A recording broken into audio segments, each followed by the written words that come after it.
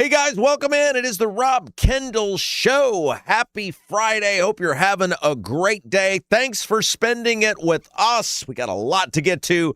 Nobody does Indiana news and politics and government like us. Coming up here in just a little bit, by request. You guys asked, we respond. That's how it works here. We're flexible enough, we can do that. Duke economist Michael Munger going to be with us talking about why everything is so expensive. Why does everything cost so much? What's actually going into it? How big a deal is the nation's debt? And can we ultimately fix Social Security? It's a great conversation coming up. You guys asked for him, and we delivered.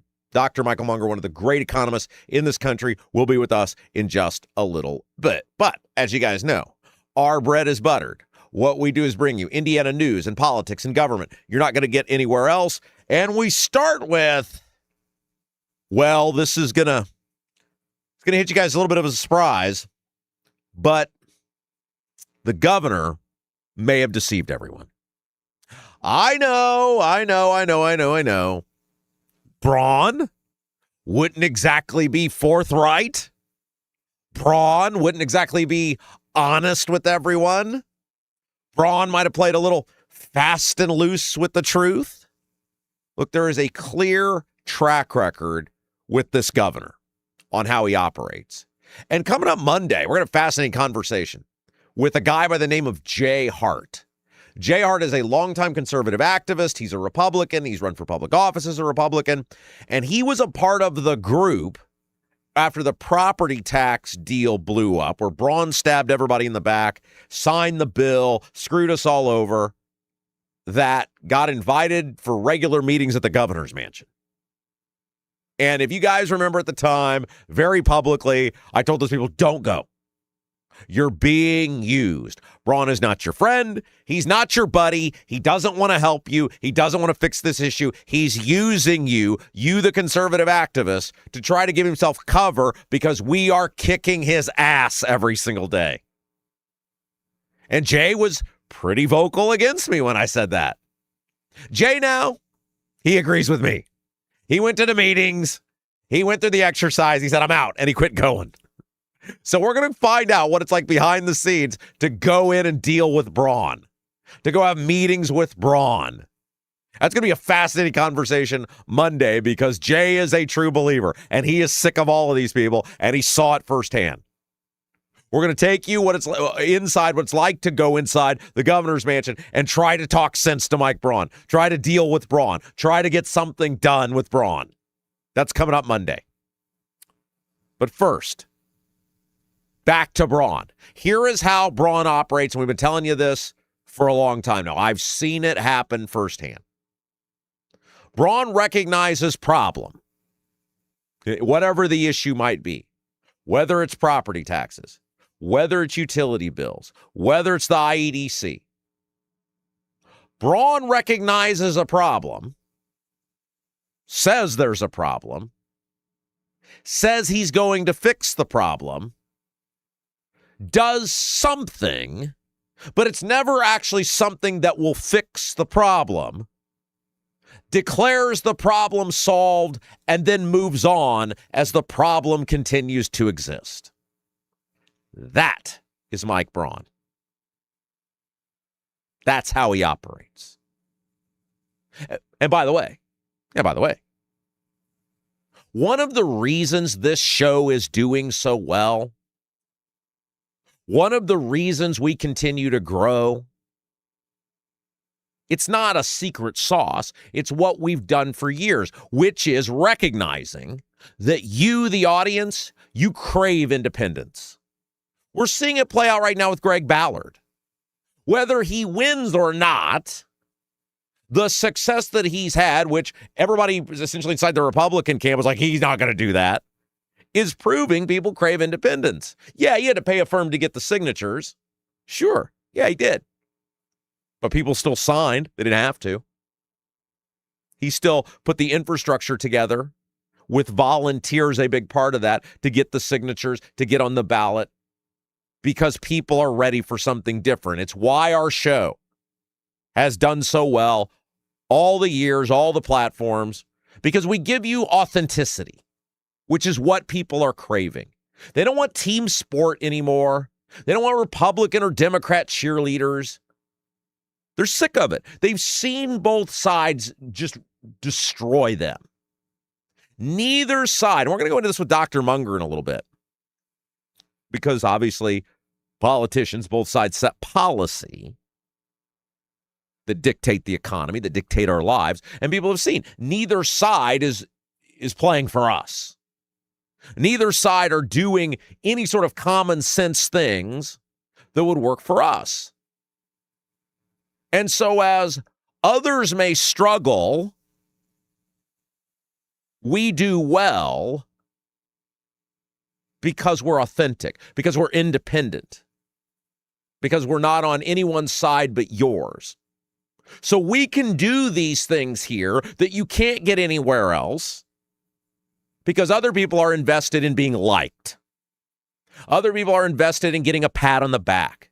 Other people are invested in our business in getting told how great they are by politicians who don't do a damn thing for you. And in the case of Braun, everybody should be calling out how Braun has repeatedly failed to deliver. Over and over and over again on a variety of topics. It's the same playbook every time. Identify problem. Pledge to fix problem. Present solution to problem. Solution doesn't actually solve problem. Declare problem solved. Move on. It is exactly what's happened at the IURC with utility bills. It's exactly what has happened with property taxes. It is exactly what is happening now with the IEDC. And there is a new article out from the Indiana Capital Chronicle about the IEDC and how nothing has changed. And we told you, go back a year and a half. We told you nothing was going to change. Remember, there's all of these articles written about the IEDC. Oh, what I think a lot of people would call brazen corruption. Remember the article about the three kings, the guys who were dictating where IEDC dollars were going, and they ended up going to businesses these dudes were either a part of or affiliated with or their friends. Indy started phenomenal reporting on this. Indiana Capital Chronicle reported on this, many other outlets. And it became abundantly clear over time, documents, people going through things. By the way, nobody probably did more digging on the IEDC than Indy Reporter on Twitter. It became abundantly clear that the IEDC, the Indiana Economic Development Corporation, is nothing more than a glorified, legalized money laundering operation in which they do things that if we did them, you'd get in big trouble. But they write the laws, they write the rules to where they can do it. It's no different than what's going on in Washington with stock trading, with the lawmakers. You know, I'm not a fan of the guy, but the guy who's been most vocal about it, and he totally deserves credit on it, is Todd Young. Todd Young has been the most vocal person on getting rid of the ability of these lawmakers to be able to trade stocks. Now, Spendingberg's got a lot of problems with the spending. It doesn't mean those problems don't exist, and that's done a lot of harm to our country. But in terms of the one guy who very publicly, I mean, there's the Thomas Massey type of guys, but I'm talking about a guy with some gravitas who actually is in the Republican establishment hierarchy and is elevating himself, that is not an outsider. Todd Young is the one guy who publicly and consistently has talked about the need to ban trading stocks, the ability of these lawmakers to trade stocks, which we've talked about for years. And he deserves credit for that. Again, doesn't erase the other stuff. Think about the show this week. Young, Banks, Rokita. They all got something nice said about them. How about that? I can almost guarantee you in the history of Rob Kendall Show Incorporated, That's never happened. But the IEDC is essentially the same thing, where they're doing things that if you or I did them, we get in trouble. But them, they write the law so they can do it. And what Braun has done in the wake of what I think many people would consider brazen corruption, highly unethical behavior, outrageous expenditures with the IEDC, he recognized people were upset. And he said, okay, I'll do something about it. And we told you at the time when he commissioned $800,000 of our money to be spent to audit the IEDC, he said it doesn't matter. Nothing's going to change. The people that run the IEDC, the people that are involved with the IEDC, the money behind the IEDC is so powerful that the people in charge can't fix it. It's the same reason they never did anything about Diego. Money. They know exactly what the IEDC is, the same way they knew exactly what Diego was. And they prop up the IEDC, they being the lawmakers, for the same reason they prop up Diego. It's money. And if you look at the money that touches the IEDC and the money involved, where the money goes from the IEDC, look at how much ends up in some capacity coming back to the lawmakers or the state of Indiana. And so when they did this audit and they identified all the problems and all the issues, much of which had been done for free by the Indy Star and Capital Chronicle, I mean, it cost them money, but they're a business.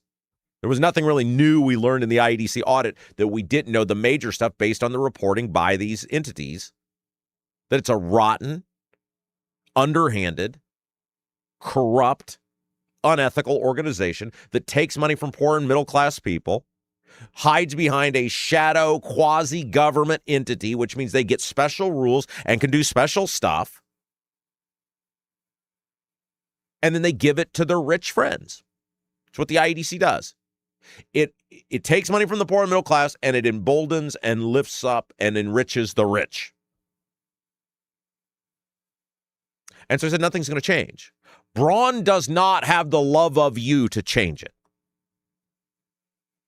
Good public policy always centers around a love of you being the taxpayers.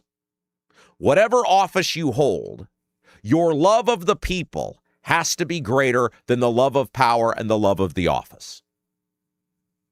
Look, I think about like how rare it is you see lawmakers take bold stances in the face of intense pressure. Like a good example of this. And politically, I'm not aligned with the guy, but he did something that was very bold, and it said a lot about who he was, and that was Greg Good, senator from Terre Haute. Greg Good, if you guys remember, was sort of the leader, the most vocal against redistricting. He had the town hall. Nobody showed up to speak in support. People were vehemently against. Everybody's like, he's sort of the bellwether. He's a moderate Republican. And he gives this incredible speech about why redistricting is wrong. And he knows he's going to get competition. He knows if he just votes for redistricting, he knows he'll be safe. But he knows it's wrong. And in that speech, Greg Good attacked a variety. It's one of the best Indiana political speeches I've ever seen. Greg Good's speech from the Senate floor voting against redistricting about a whole host of issues, including the LEAP district and the IEDC. And Greg Good took a hard stance that he knew was going to cause him grief and drama because he believed it the right thing to do. Whether you agree with redistricting or not, that's what we need from our elected officials. That's the sort of thing that we need. And again, there's a lot of political things, a lot of votes I disagree with Greg Good on.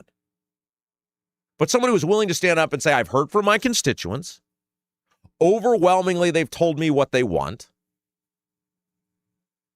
And as such, they're who I serve. I'm going to do this. And I know it will get me competition that I wouldn't otherwise had. It's fine. I'll deal with it. If I lose, I lose. And he won. He won overwhelmingly. I think it's pretty telling that of the three races that the Turning Point USA people, the Trump people, wanted the most in those Senate primaries, two of them, one of them they've lost for sure and good. The second one they're losing with Spencer Deary. They beat Travis Holdman, but that had nothing to do with redistricting. Two guys who voted against redistricting,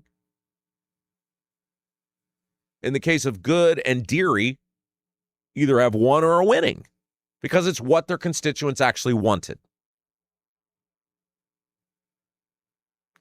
And so when you look at the IEDC, and we're going to talk about the most recent egregious thing that they've done,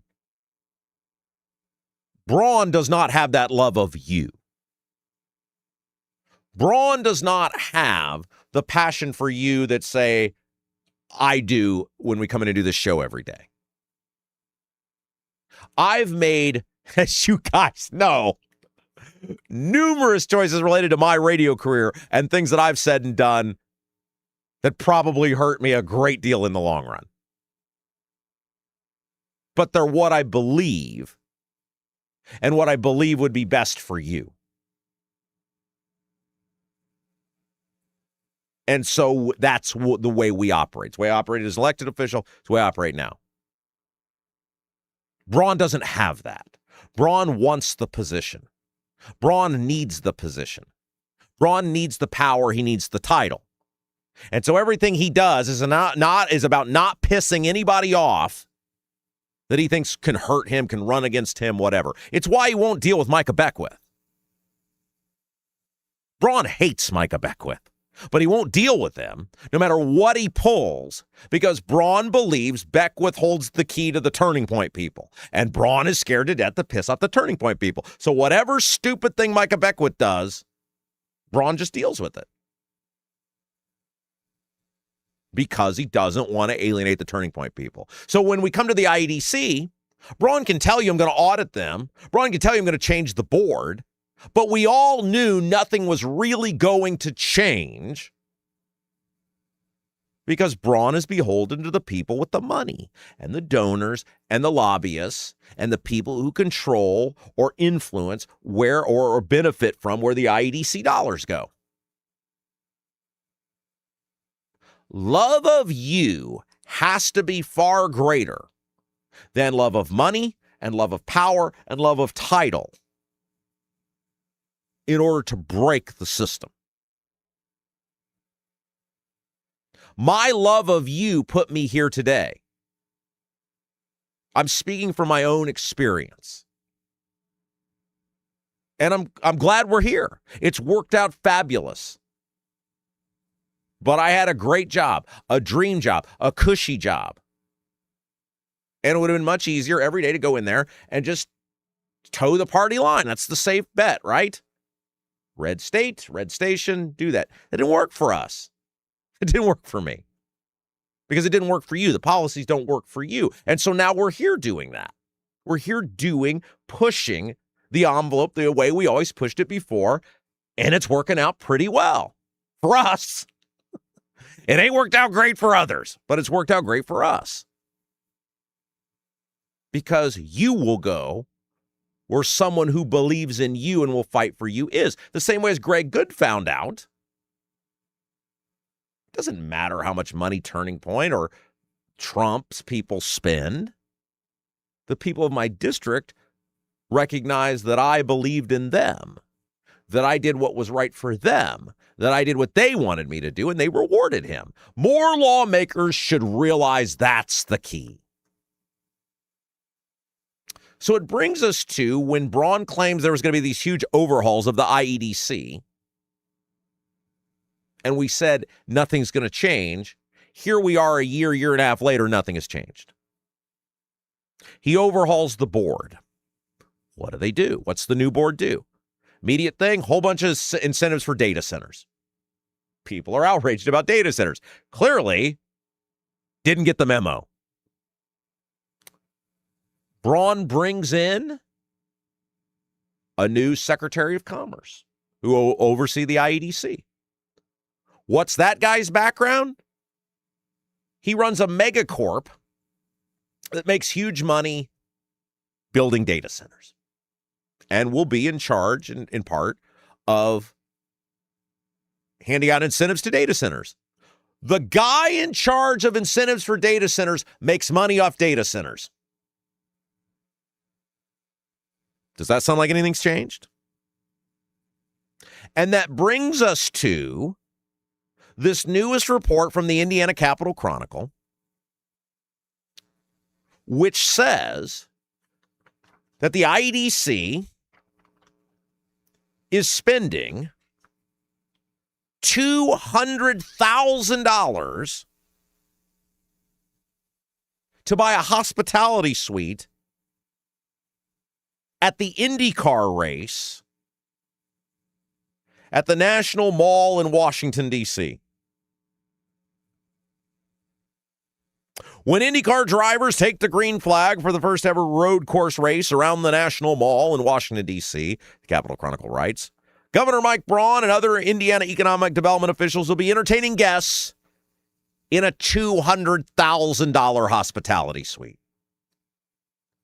One of the major issues that came out in the audits of the IEDC, in the reporting on the IEDC, was the amount of money the IEDC was spending on things like tickets and suites.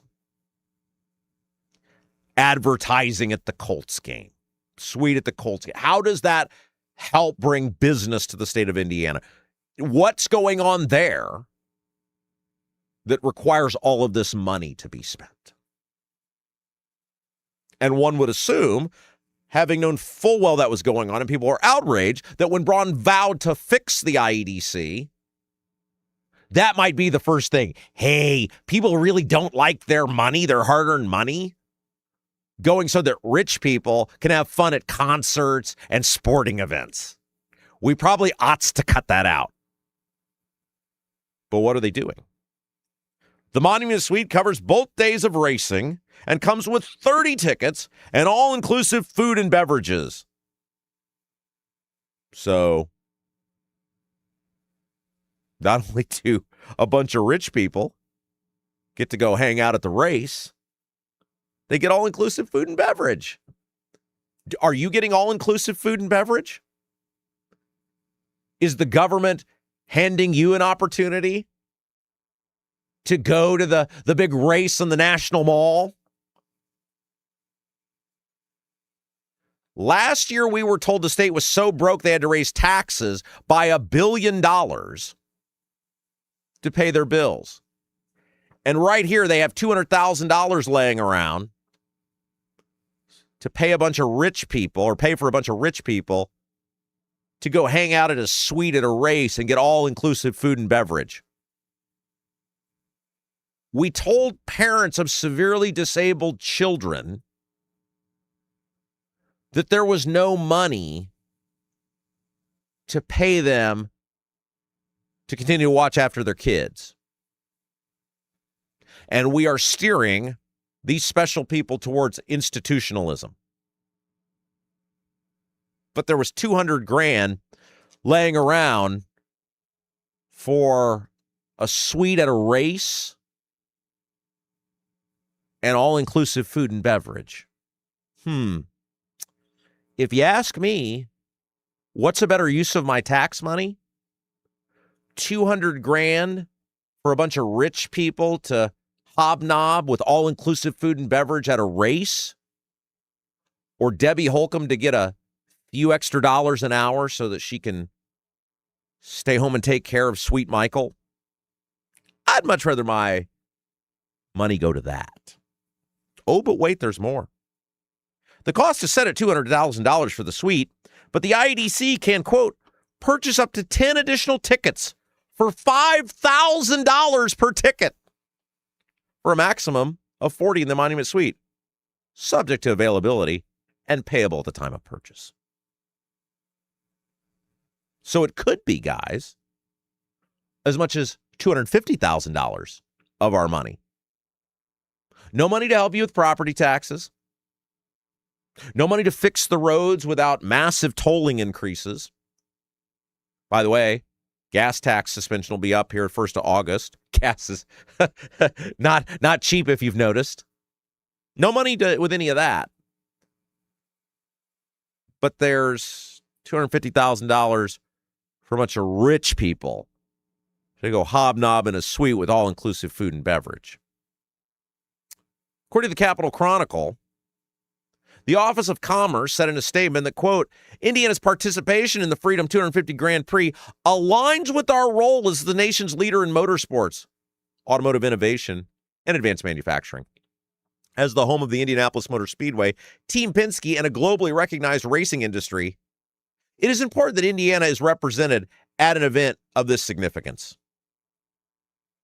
So the theory is, I guess, that unless we spend at least $200,000, maybe $250,000 of public money, people won't know Indiana's really into racing.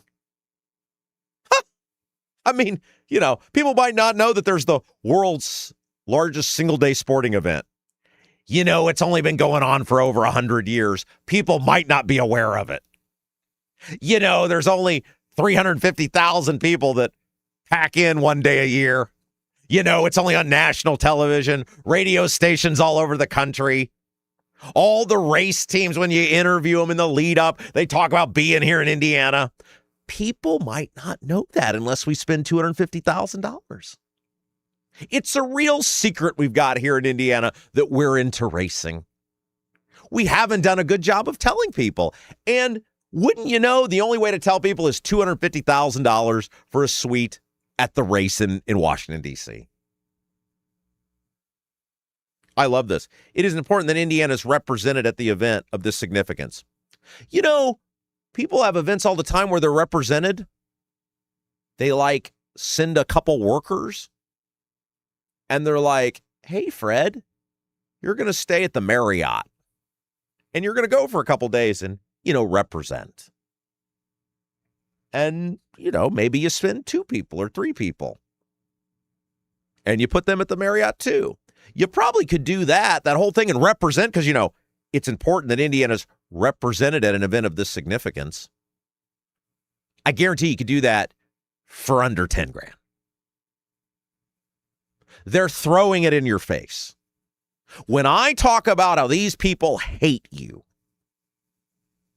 and then they get really mad when we say that, what would you call this? What would you call how Debbie Holcomb gets treated?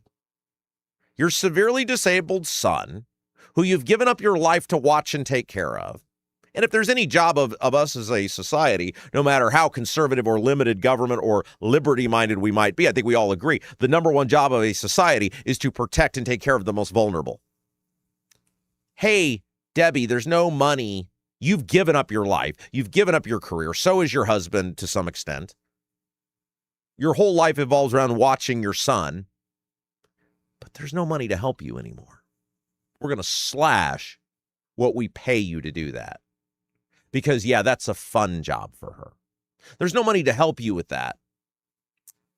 But there's $250,000 laying around for us to send rich people to go hang out in a suite for all-inclusive food and beverage. What would you call that, how they're treating Debbie other than they hate her?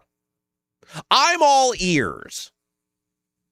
If someone can send this segment to Jim Lucas, state representative, because he gets really, remember he blew a gasket on IBC that one day about me. He tried to blame me for the swatting.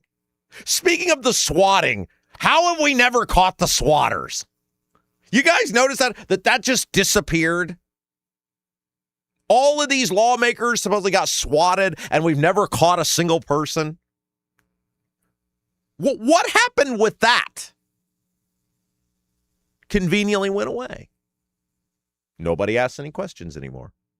But Jim Lucas went on with Hammer and Nigel. He was on with me, and he accused me of being not the culprit, but the motivation, I guess would be the right word, of the swatting. Because I go on public airwaves and I tell people the lawmakers hate them, and then they get angry and they do the swatting. I guess that was the allegation. It was very bizarre. But if someone can send this segment to Jim Lucas, ask Jim Lucas what word other than hate I should use to describe how the public should perceive how they're being treated by the lawmakers when there's no money to throw a few extra bucks at parents who watch their severely disabled kids. But there's $250,000 laying around for rich people to get all-inclusive food and beverage at a suite at an IndyCar race. You like them? You care about them? I mean, if I'm not allowed to use the word hate, what word should I use to best describe what's playing out here? They go on to say, the IEDC, beyond supporting an event that highlights one of Indiana's signature industries, the state is using this opportunity to convene business leaders, industry partners, and stakeholders to strengthen relationships, discuss future collaborations, and advance economic development opportunities that benefit Hoosiers. This is about showcasing Indiana's strengths while creating meaningful opportunities to support continued investment, innovation, and job growth. And the only way you could do that is in a $250,000 suite. You know, you're about to hear a conversation we're going to have with Duke economist Michael Munger. You know, we did that on Zoom. And we had a fine conversation. There are ways to present and to showcase that don't involve spending $250,000 on a suite so that very select people can have a good time. These people hate you. Braun, the General Assembly, the Republican leadership, all of them. They don't give a damn about you. When people like Andrew Ireland claim to care, ask him about this. Ask him why he voted for a budget that funds the IEDC that does stuff like this.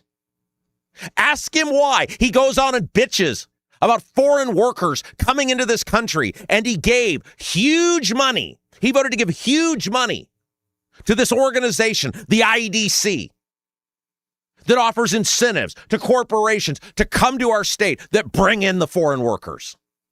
Fraud. That's what it is. The guy's highly fraudulent. Now, if Andrew Ireland's getting interviewed today, maybe somebody will ask him that question. Good luck. I don't know. Is he getting interviewed today? I thought I saw him post he was getting interviewed somewhere.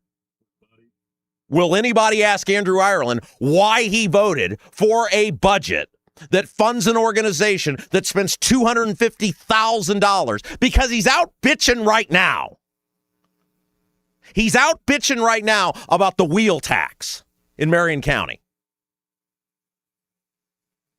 And the wheel tax is the worst thing ever. Now, he voted to raise taxes by $1 billion in the budget. And he also voted to allow shit like this to happen.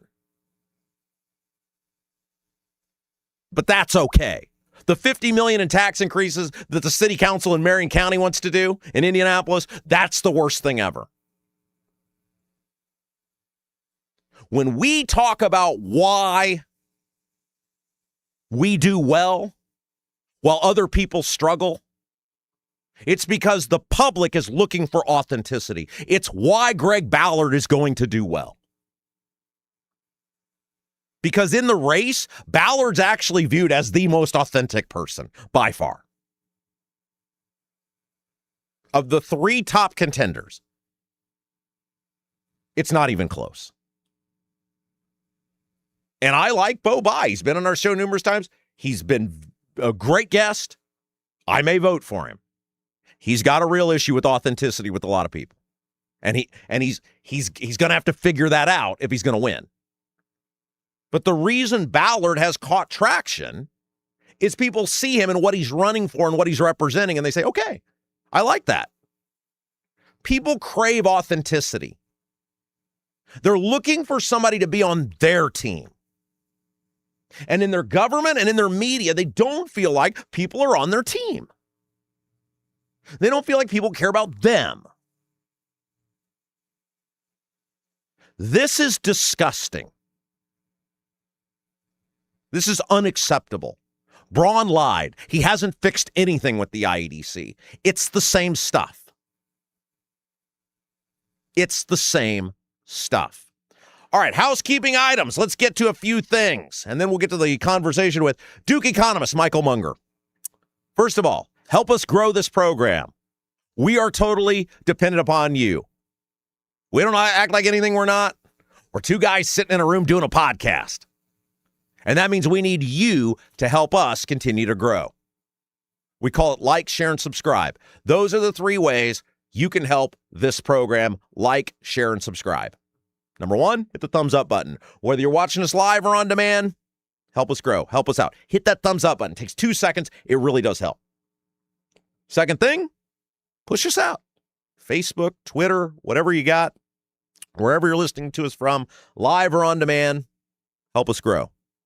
And last but certainly not least, subscribe to our channel, whatever channel you're listening to us on. And again, thank you to all of the people that have been checking us out on the podcast. Those numbers have been incredible. The growth has been amazing over there. You guys don't get enough love because we're obviously doing the show live. We focus on that. You guys are amazing. We love you. Appreciate you. Wherever you're at, subscribe to that channel. Like, share, subscribe. It's how you can help the Rob Kendall Show grow. Second thing, if you want to come hang out with us, and how could you not? Look, we had a big event where people came and hung out with us a few weeks ago, and now we're giving one away for free. It's October the 3rd. John Rust is putting on a party. John Rust, sponsor of our third hour, and he is having a big old bash at his palatial Seymour estate to celebrate the 250th birthday of America. And here's what you got if you come. Patriotic music. Antique car show. Lunch. You're going to get a lunch. Catered by Double D's. I'll be there giving a speech about how great the country is and a whole lot more. It's also Jason's birthday, so there'll be birthday cake. All of that. Totally for free. Coming out with us. Have a blast. Saturday, October 3rd. Starts at noon. All you got to do is RSVP. So John knows how much food he needs to order. rustforamerica@gmail.com. rustforamerica@gmail.com. Come hang out with us. Speaking of hanging out with us, somebody who's hung out with us from the beginning, Bramwell Mackay. Leaky chimney? Water in the basement? Cracks around the exterior of your home? Bramwell Mackay Property Services and Consultants is your authority for chimney repair, tuck pointing, foundation repair, crawl space to basement conversions, basement waterproofing, and more. Bramwell Mackay doesn't offer quick patches. Their team of 40-year master masons and industry experts address the root cause and provide solutions that last lifetimes. Your home is your biggest investment, one of them. Treat it that way. Bramwell Mackay, BRAMWELLMCKAY, BramwellMackay.com, your masonry, foundation, and chimney specialists. Okay, let's take a break. When we come back, why is everything so expensive? You guys asked for him. We deliver. One of the great economists in this country, a brilliant, brilliant guy. We're going to talk about prices, about why everything's so expensive. Is it ever going to get any better? Is it ever going to be better? Is Social Security going to be around? Whole bunch to get to with Dr. Michael Munger, Duke economist. When we come back, it's Friday. You're watching Rob Kendall Show. Do you have a dog but don't have a fenced-in yard? Your HOA won't allow a fence? Worried about having to watch your furry friend anytime you go outside? Avoid the blazing hot summers and freezing cold winters with All-American Dog Fence. All-American Dog Fence is the cost-effective, easy-to-use in-ground fence system to keep your dog secure and give you peace of mind anytime they're outside. All-American Dog Fence backs their Pet Stop products with a lifetime warranty. Call or text All-American Dog Fence at 317-862-6606 or visit their website at allamericandogfence.com. Mention the Rob Kendall Show and get $200 off a new installation. Buying a home or thinking about refinancing? Work with someone local who understands the Central Indiana market. Gary Tedrow with Verity Mortgage helps homebuyers and homeowners explore options for purchasing, refinancing, or even consolidating higher interest debt through their mortgage. Gary's approach is simple, clear advice, and personalized guidance, so you can make confident decisions. Visit loansbygary.homes to learn more or get started today. You've got nothing to lose but dollars on your mortgage payment. So call for a free, no-obligation quote, 317-695-5179. Gary Tedrow, NMLS number 179207 with Verity Mortgage, NMLS number 70345, an equal housing opportunity lender.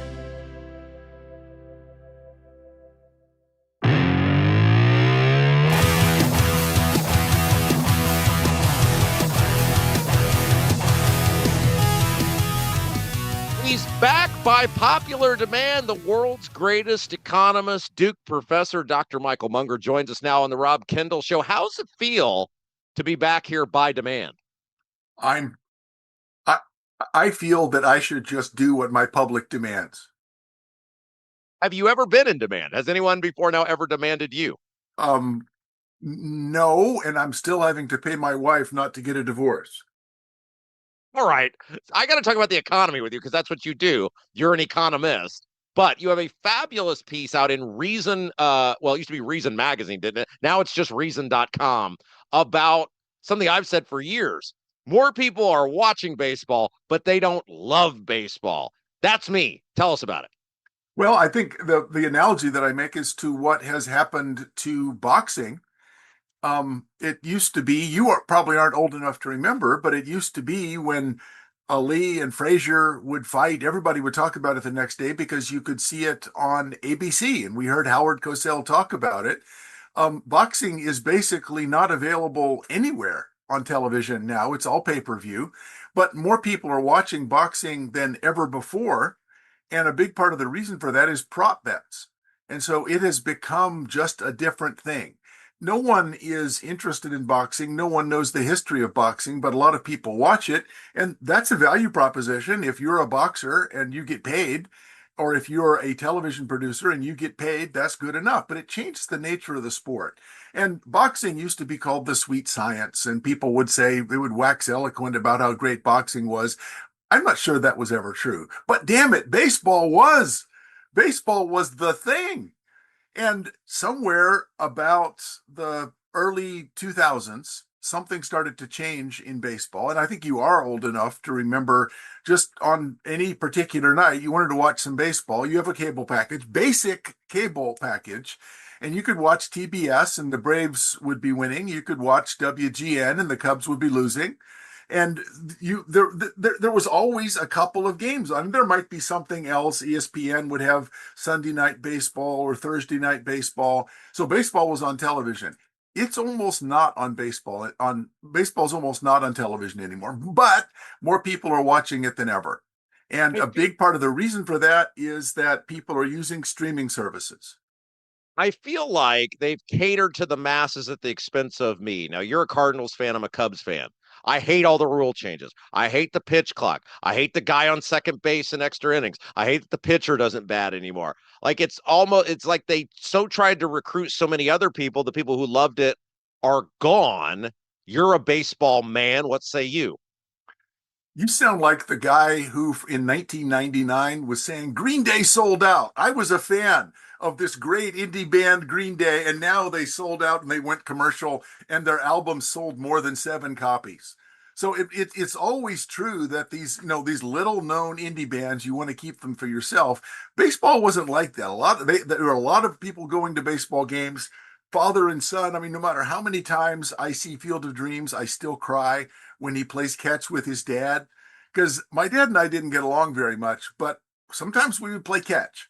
And there was that thing that we shared. So we had baseball. And he'd be watching baseball and he'd probably be half asleep because he did quite a bit of beer, but he'd wake up and then sometimes we would talk while we would be watching baseball. That's not available anymore. So there are no casual baseball fans. There's no people who are seduced by the sort of soft, slow magic of baseball. And yes, you're right. We're speeding it up. We're adding clowns. We're adding things that make it more interesting. And it's probably not surprising. Maybe it's not an indie band anymore, but I worry that we're not getting any sort of depth of new fan base, and the result is going to be that, well, let me go through the history in the article a little bit. I had not known very much about this history. They had attempted, a company had attempted to put together a bunch of regional networks and have a package that would be available on many local cable channels. And that wasn't working out very well. And they ended up going bankrupt and they sold it to a particular company whose name presages a change in viewership. And that company was called Bally. Bally. And so 10 years ago, you may remember, you look through, I'm trying to find something for if you go up into the like 21,000s on your cable channel. So you're 1, 2, 3, there's some local stations up there in 21,000 or so. There's this page after page of Bally. Bally is a gambling company. They own casinos. Well, it turns out that that's the new value proposition for baseball. More people are watching baseball on streaming services, and the reason that they're watching it is to see that if the seventh pitch in the fourth inning is a ball. It's a prop bet. And so those people end up watching obscure games until the ninth inning because they have bets on, and they keep making bets on. They pull their phone out, they're watching on streaming, and then they make a bet about whether there's going to be a home run this inning. They're watching. They don't care at all about baseball. Yeah, I had to cut way back after my daughter was born because I ended up being that guy that was up until 1 a.m. watching the Lakers and Suns, and I didn't care about either team. That was Yeah. me. And you might occasionally bet a nickel.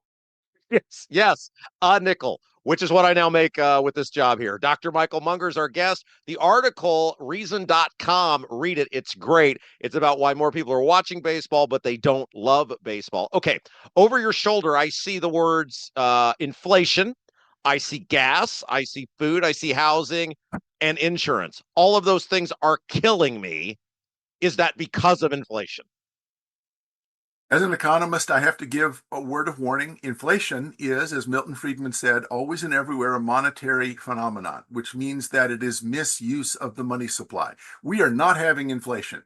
Our Federal Reserve is not behaving irresponsibly. What's happening is that we're seeing a collection of cost increases that get measured as inflation. And maybe only an economist cares about that. But the point is that if you're going to diagnose the problem, you have to know what the infection is. This is not bad money supply, which is what we were seeing in the 1970s for Carter. Carter also, though, was seeing a huge increase in prices that was coming because of the Arab oil embargo. What we're seeing right now is a Republican oil embargo because we attacked Iran. Iran had no idea that they could shut down the Strait of Hormuz. They were trying to build nuclear weapons. What a bunch of morons. They don't need nuclear weapons. They can shut down the Straits of Hormuz. So forget the Iranian nuclear program. We've achieved two things in Iran. We got regime change from a bunch of religious fanatics to a bunch of military leaders who are far more repressive and far more desperate to retain power. And that military regime, we have now given the most potent weapon since the use of atomic weapons, and that is the ability to shut down the Straits of Hormuz. So gas prices, fuel prices generally, energy prices are going to skyrocket. Housing prices are getting worse, partly because interest rates are so high, because gas prices have driven up prices. We have high interest rates, but we also have shortages on the ability to build new housing. That's not so true in Indiana or North Carolina. But in the big states that hate markets, they have prevented any sort of building of new housing. And so if you make it impossible to build houses, the prices are going to go up. Food prices have gone up because we have a variety of regulations and problems that make it difficult to deliver, particularly beef. And so I don't know if maybe not everyone eats beef, but I was shocked. There are $11, $12 a pound cuts of meat that are not very good. Mr. Munger, let me tell you this. I searched Applebee's the other day. The 6-ounce sirloin is no longer on the 2 for $25 menu. That's how much beef is. So what we're seeing is actually not inflation. What we're seeing is prices go up in a variety of areas because of misguided government policies. And these are bipartisan misguided government policies. So New York, Massachusetts, California, those are Democrats that are preventing housing from being built. I'm not trying to make a partisan point, but both of the two political parties are running a competition to see if their policies are dumb enough to increase the cost of living and make affordability worse. And not surprisingly, both parties in the midterms are going to run on an affordability agenda, saying we're going to bring prices down. There's no chance of that happening as long as this bunch of deaf mutes are in charge. Dr. Michael Munger is our guest, Duke economist. Okay, you and I had this conversation years ago. We were both younger, had more hair, although yours is maintaining fabulously. No, you look Uh, good. I love you more. and I asked you when Obama was president, I said, it seems like we're spending a lot of money and printing a lot of money. Why don't we have inflation? And you said, I don't know. And then we printed a bunch more money, and then the prices finally went up. Why did the prices finally go up? Like, say, 2020's money printing was worse than the previous money printing. What happened? What the main thing that happened in 2020 and 2021 was that supply chain disruptions made it literally impossible for there to be enough goods to supply the gigantic increase in price, which came in money, which came about as a result of the amazingly Orwellianly named Inflation Reduction Act. They should have called it the Get a Tire Pump and Blow Inflation Through the Roof Act. So unsurprisingly, eventually it did happen. But I feel like the guy who predicted 7 of the last 2 inflations. So if you always say there's going to be inflation, at some point you're going to be right. So I'm completely discredited. Clearly, economists do not understand what are really the causes of inflation. I do know something else, though, and that's the deficit. So the problem that we have with the deficit, the difference between what the government is spending and the amount that it's taking in on taxes, particularly when you start to think of entitlements like Social Security. And I should thank you and your listeners. I should note, my wife is retired. I'm almost 70. Between us, we get almost $9,000 a month from Social Security. And since it is you that are financing it, I want to thank you and your wife and all of your listeners, because I'm rich as hell and I need another $9,000 a month like I need a hole in the head. So thank you. It's not going to be there for me. I don't think I'm going to get it. What say you? I think that old people are making sure they get it and they don't care about anybody else. And it is embarrassing until and unless the United States comes to its senses on entitlement reform. 15 years ago, one of the things that I think is surprising is 15 years ago, I was saying, if we don't fix the deficit, we're going to have a problem. If we don't fix Social Security, we're going to have a problem. And now people are saying, we have a problem with the deficit. We have a problem with Social Security. Well, yes, because you didn't do anything 15 years ago when whiners like me were saying there's still time. There's not time now. We have to do it immediately.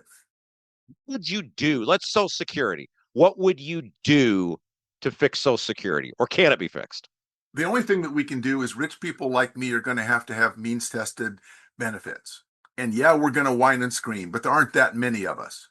So I get $9,000 a month. I know I said that, but I get $9,000 a month. Now, I put the money in. It was forced saving, and there was this story about that the money that I was putting in was going into an account. That account is full of IOUs. Now, if this were a regular retirement account, that would be pretty good. Suppose you had a private retirement account, Rob, and it was all funded with U.S. Treasury securities. Those are very secure. That's okay. But the government cannot finance its own pension system with things that it owes to itself. That's not actual money. Those are not valuable assets. We're going to have to tax people like me in order to make sure that this is available for people like you. And so I don't see any political will to do that. And the truth is, if either party were to announce it, they would lose the next election. Michael Munger is our guest. Couple minutes left with him. Duke economist. Okay. So you coined a phrase. Well, I don't know if you coined it, but I first heard it from you years ago. Daft. I use it all the time. I feel so smart when I say it. Most of the time I give you credit. Sometimes if I'm trying to impress people, I don't. Daft. Deficits are future taxes. Like, are we seeing it now? At some point, the taxes are really going to have to go up, right? Taxes don't have to go up. There's another thing that can happen. Interest rates can go up. That is basically the same thing. So in order for us to finance our existing deficit, we have to continue to borrow. And that's fine as long as other countries' currencies and economies are so screwed up that holding U.S. Treasury securities, dollar-denominated assets, is valuable. but we are reaching the point where it's not going to be worth it because it's not clear that other countries will extend us a line of credit. Which means that if suppose interest rates went to 5%, if the real interest rate on U.S. Treasury securities is 5%, that would mean that the U.S.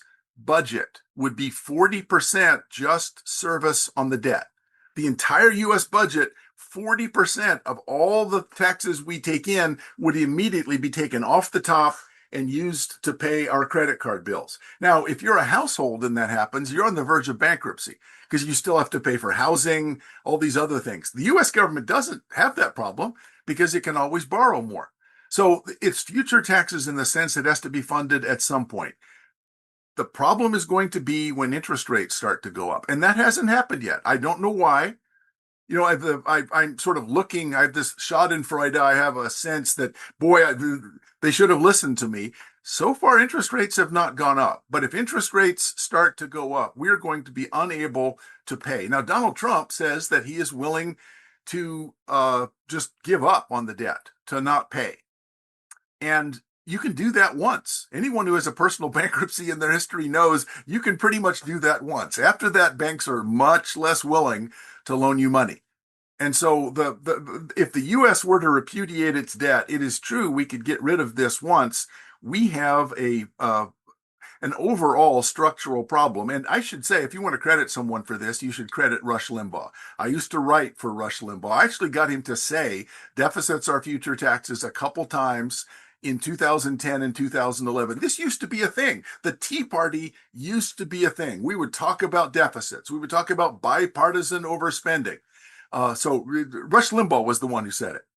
You were in the Limbaugh letter, and I remember that, and I have it. I think I still have it, along with the quill pin you gave me when I was elected to public office. It has made many moves with me, and I thought you were the equivalent of Taylor Swift back then. You were in the Limbaugh letter. A lot of people get me and Taylor confused. Who is that Munger? Or is that Taylor Swift? Do you still enjoy teaching? Oh, yes, certainly. I enjoy teaching, but I'm spoiled. Duke students are great. If you ask them to read something, they will read it. They're actually interested. Many of them have a positive sense of the future.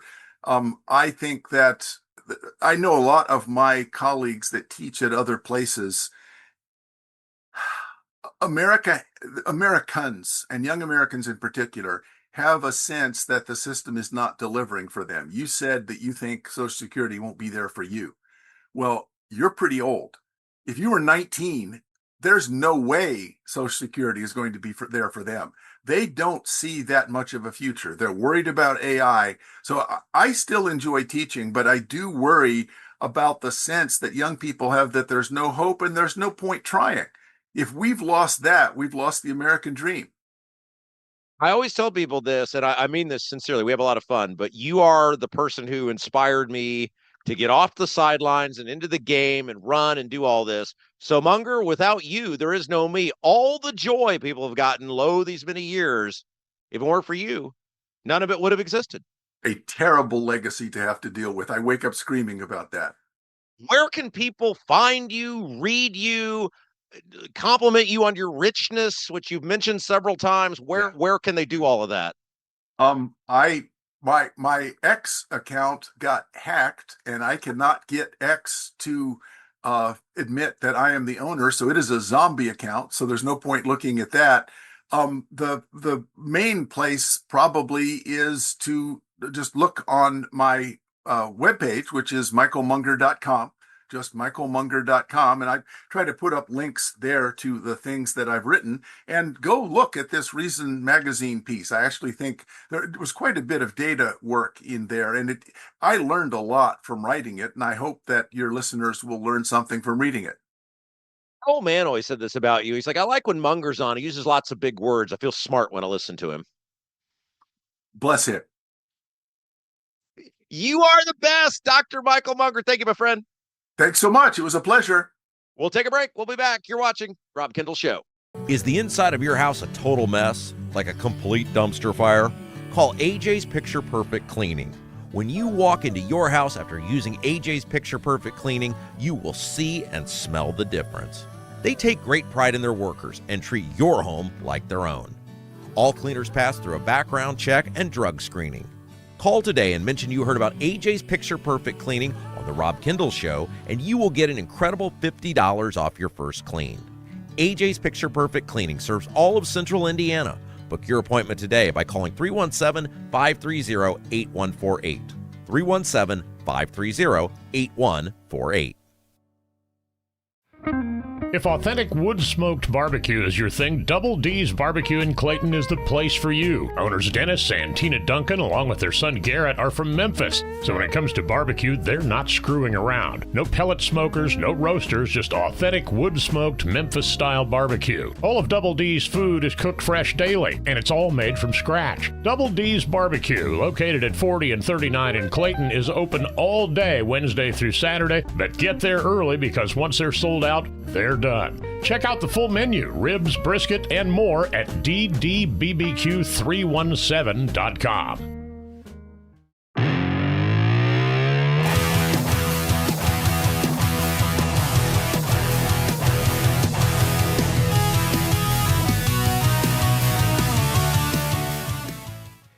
Hey guys, welcome back. It is the Rob Kendall Show. Thanks for joining us. Thanks for spending your Friday with us. Or we get a lot of people listen to us over the weekend. If you're listening to us on a weekend, thanks for doing that as well. All the clicks, all the listens, all the shares, it all counts the same. If you haven't done so yet, wherever you're listening to us from or watching us from, give us a little thumbs up. Finding us on the YouTube right now. Don't wait. It's so simple. Helps us grow the program. You guys are the best. Like, share, and subscribe. That's how you can play a role in helping us grow the Rob Kendall Show. Okay, so we got a ton of audio to get to, but before we do, you want to build wealth through real estate? Whether you're buying your first rental property or growing an investment portfolio, financing matters. Gary Tedrow with Verity Mortgage helps investors explore loan options designed for rental properties and long-term wealth building. As a local mortgage advisor, Gary works one-on-one with investors to help them understand their financing options and create a strategy that fits their goals. Learn more at loansbygary.homes. Loansbygary.homes. Gary Tedrow, Verity Mortgage, NMLS number 179207, equal housing lender.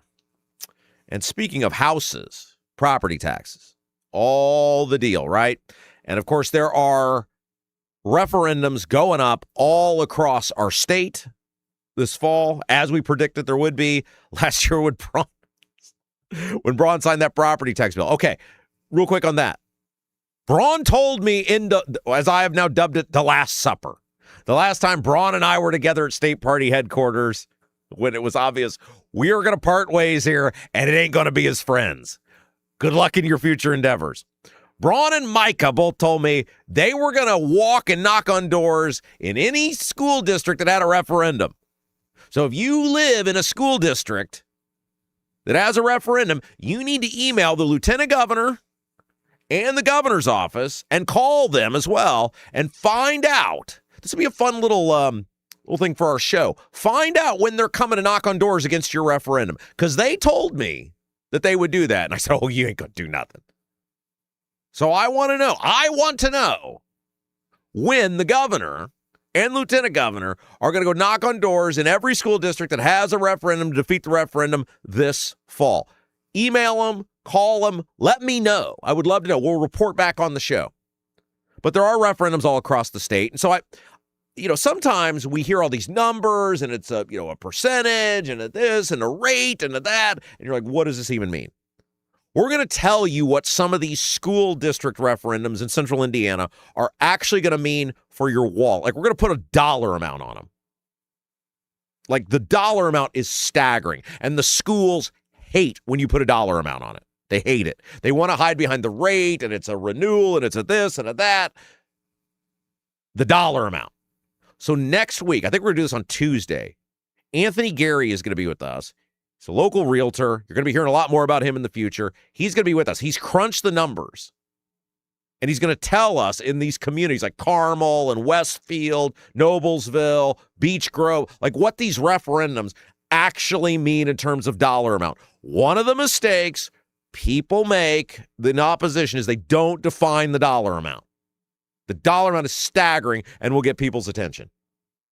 And so we're going to do that coming up next week. But now we have so much audio to get to. And we're going to start with Big news yesterday. Look, you guys know it's bad if we got to be Team Hogsett. You guys know it's pretty darn bad if we got to say anything nice about Joe Hogsett ever. But in this case, when it comes to Indianapolis government, now look, we got to put aside that he disappeared during the riots. We got to put to the side that he got beat up by his trash can. We got to put to the side that he showed up at that event slurring his words. And, well, he was just a little tired that day because I don't know about you guys, but when I get tired, I start slurring my words over and over and over again. We got to put to the side that he, covered up the Thomas Carl Cook stuff. We got to put to the side that he may have a pay-for-play scheme going on in City Hall with the mega donors and the city contracts.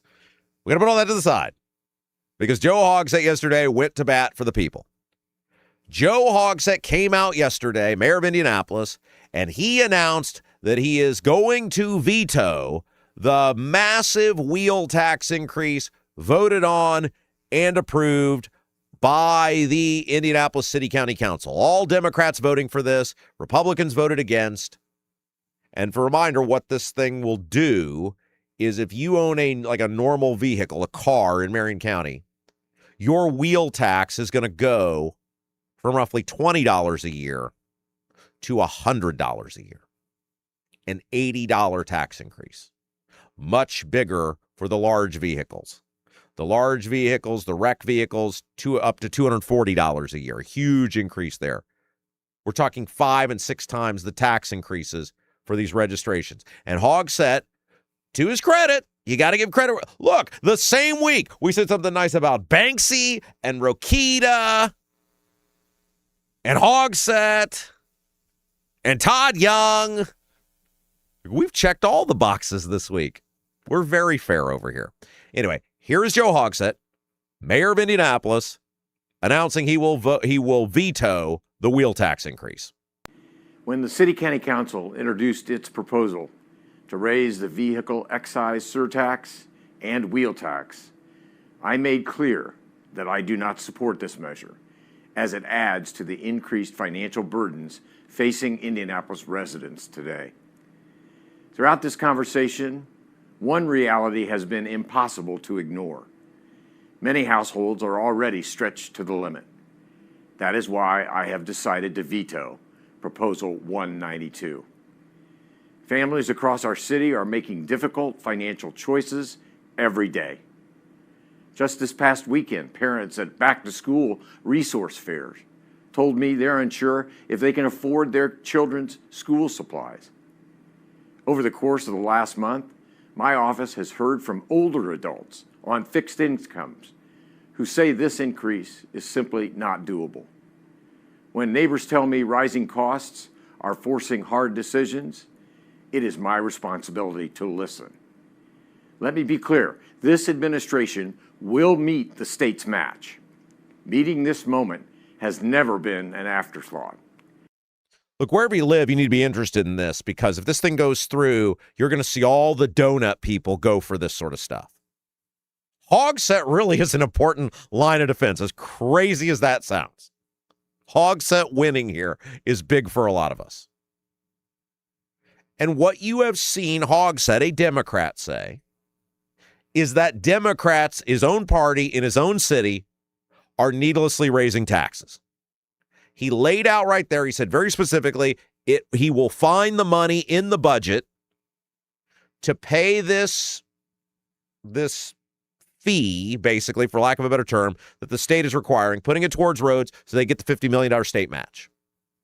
You have a Democrat mayor, this isn't like a Republican saying this is a Democrat mayor saying we have the money, and then the Democrat city council going, nah, we're raising taxes anyway. That tells you about who the Democrats are. The mayor of your own party saying I have the money to do this, and the Democrats saying, no, we're raising taxes anyway. Look, Senate Bill 1 last year, the property tax bill, it was the opening of Pandora's box. You're going to see just tax increase after tax increase after tax increase.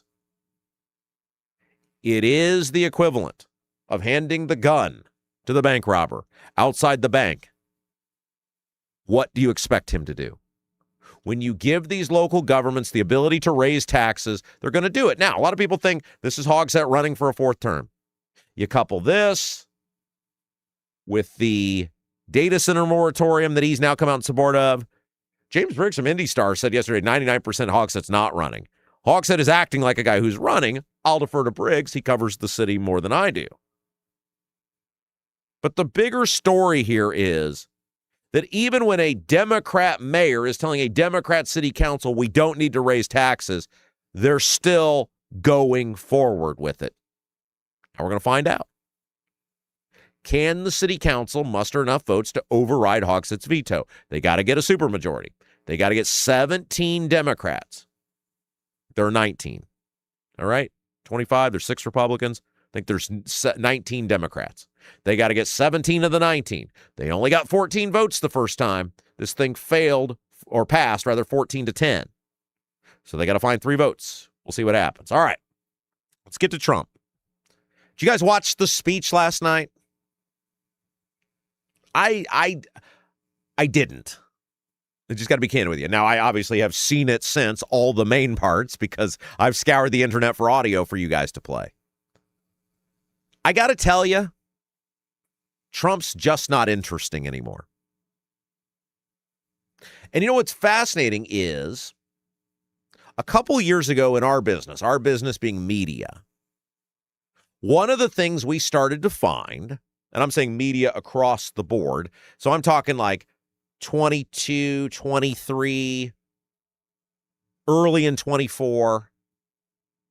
For years, Trump was like a golden ticket.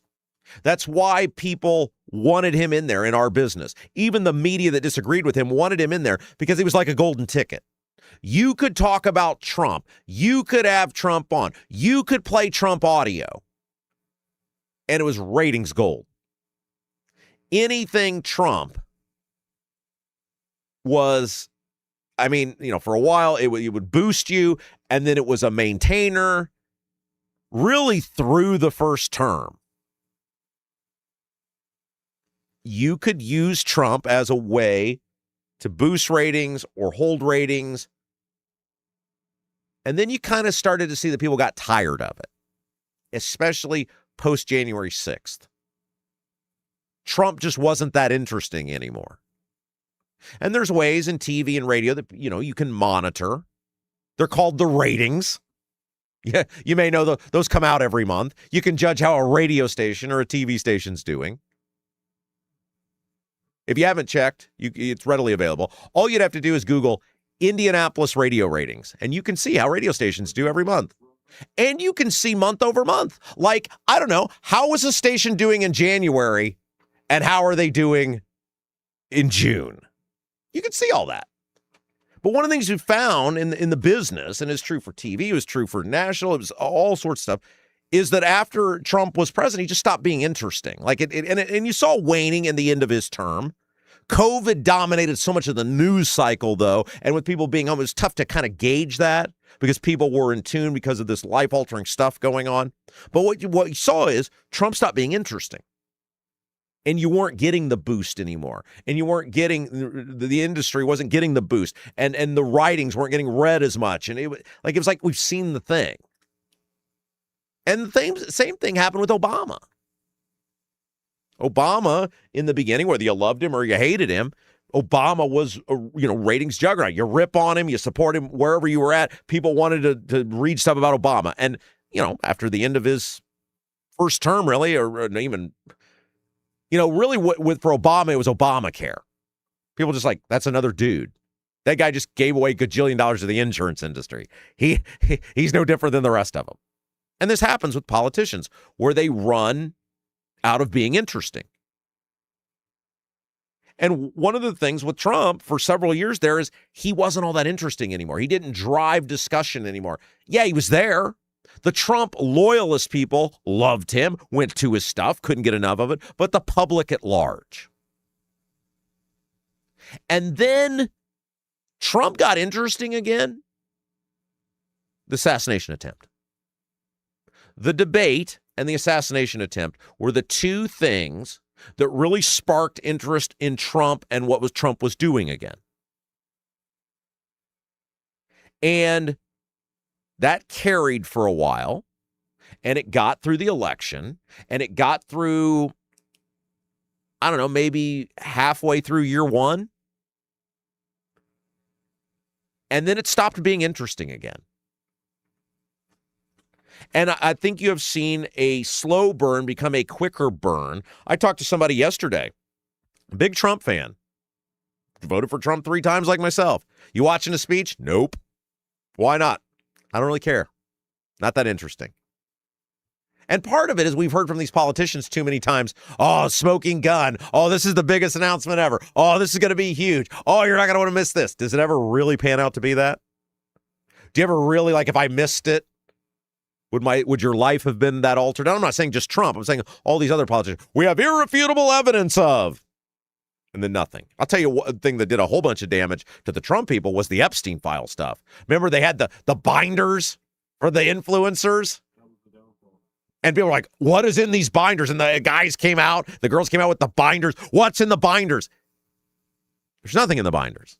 There's nothing we didn't know. And so Trump comes out and says, I'm going to do this speech and it's going to be on the elections. And people are just like, unless you've got Vladimir Putin or Xi changing votes,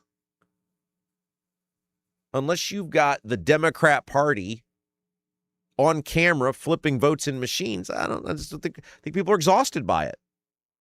And one of the things to Trump's detriment is his continual inability to move past anything.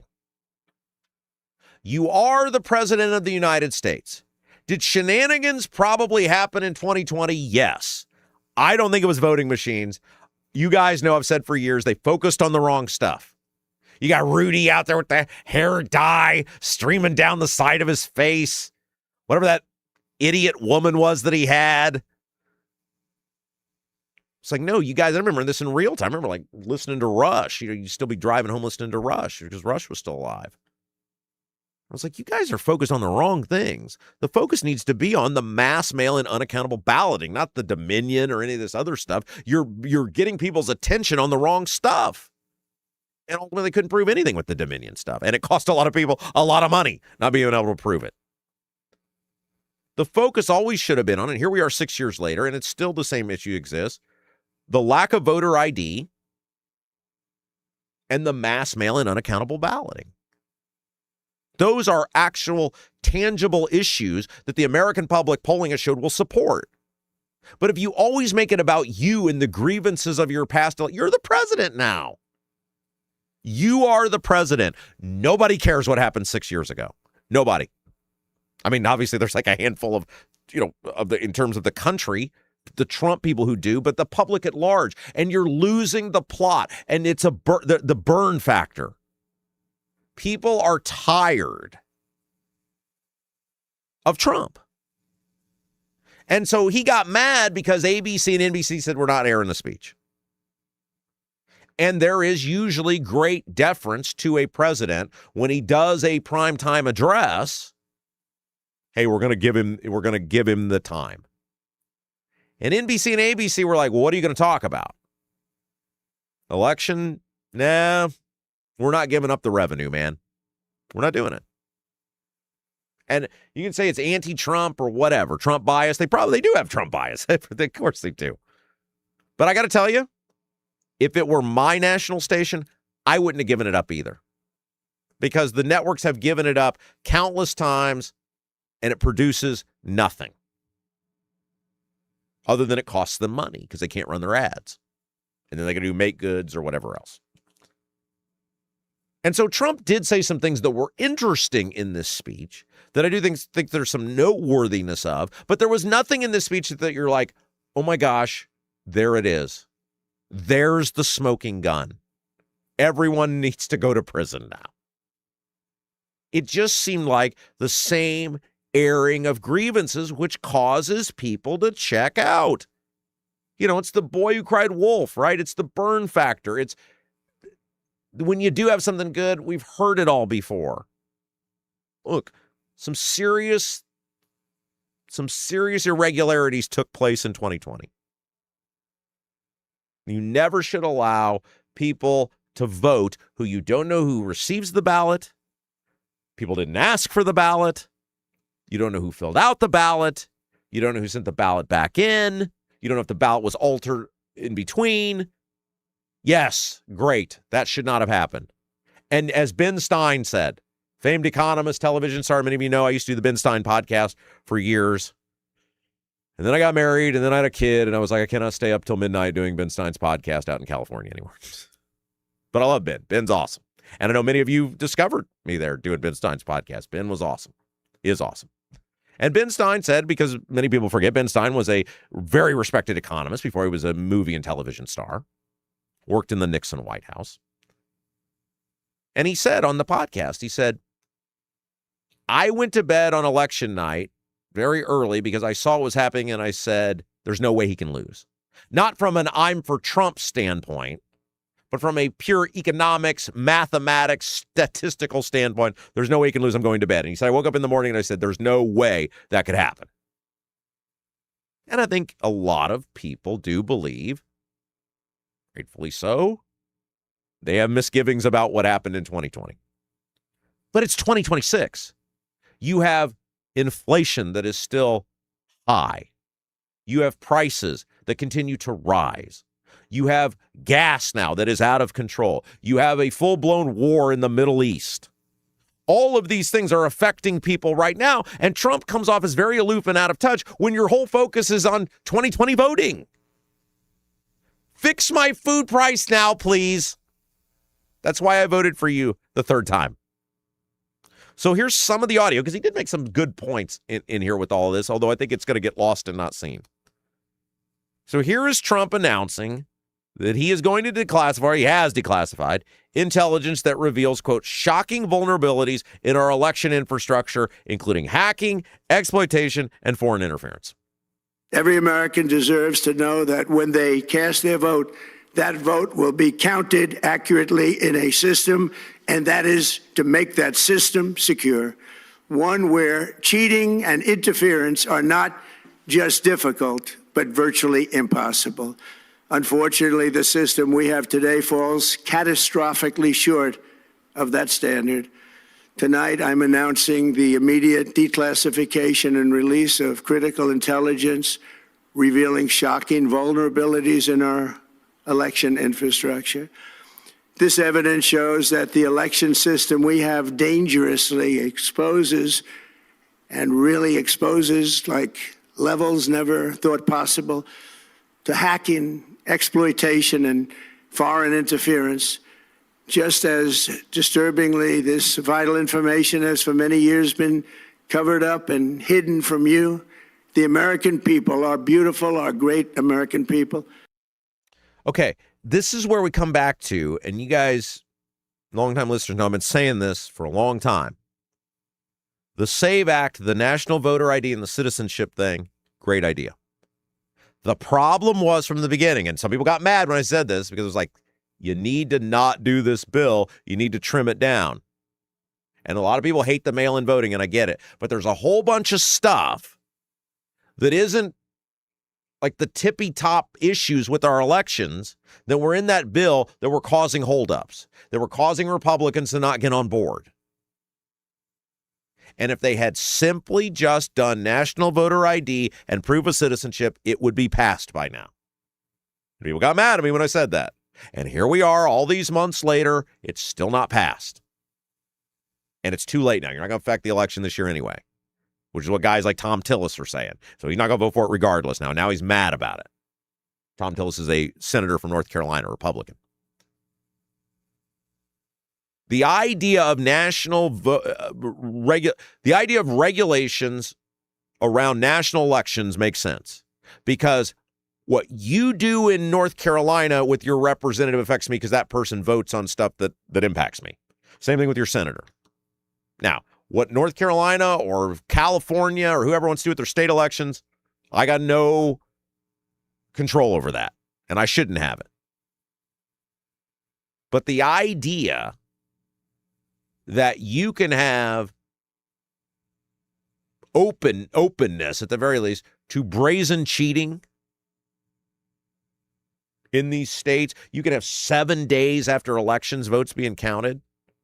The possibility that brazen cheating could be taking place with that, or the idea that you don't know who's receiving a ballot or filling out a ballot or sending it back in. Yeah, the federal government has an interest in federal elections. Look, if California wants to open their state elections up to that, that's them. That's their state. They can do what they want. But as a federal taxpayer, I got a right to have a say in that. There has to be a certain safeguard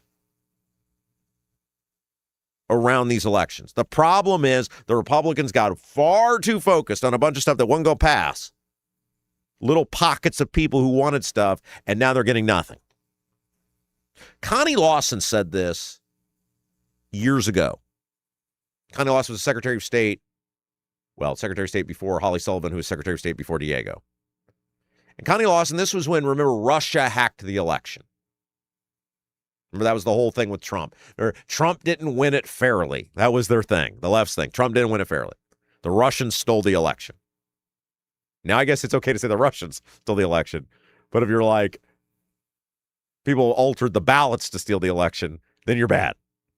But Connie Lawson said this. She said, if you keep, I'm not quoting her verbatim, of course, but she said, if you keep your elections off the internet, your machine's not hooked up to the internet, and you have voter ID, it's basically impossible to steal an election.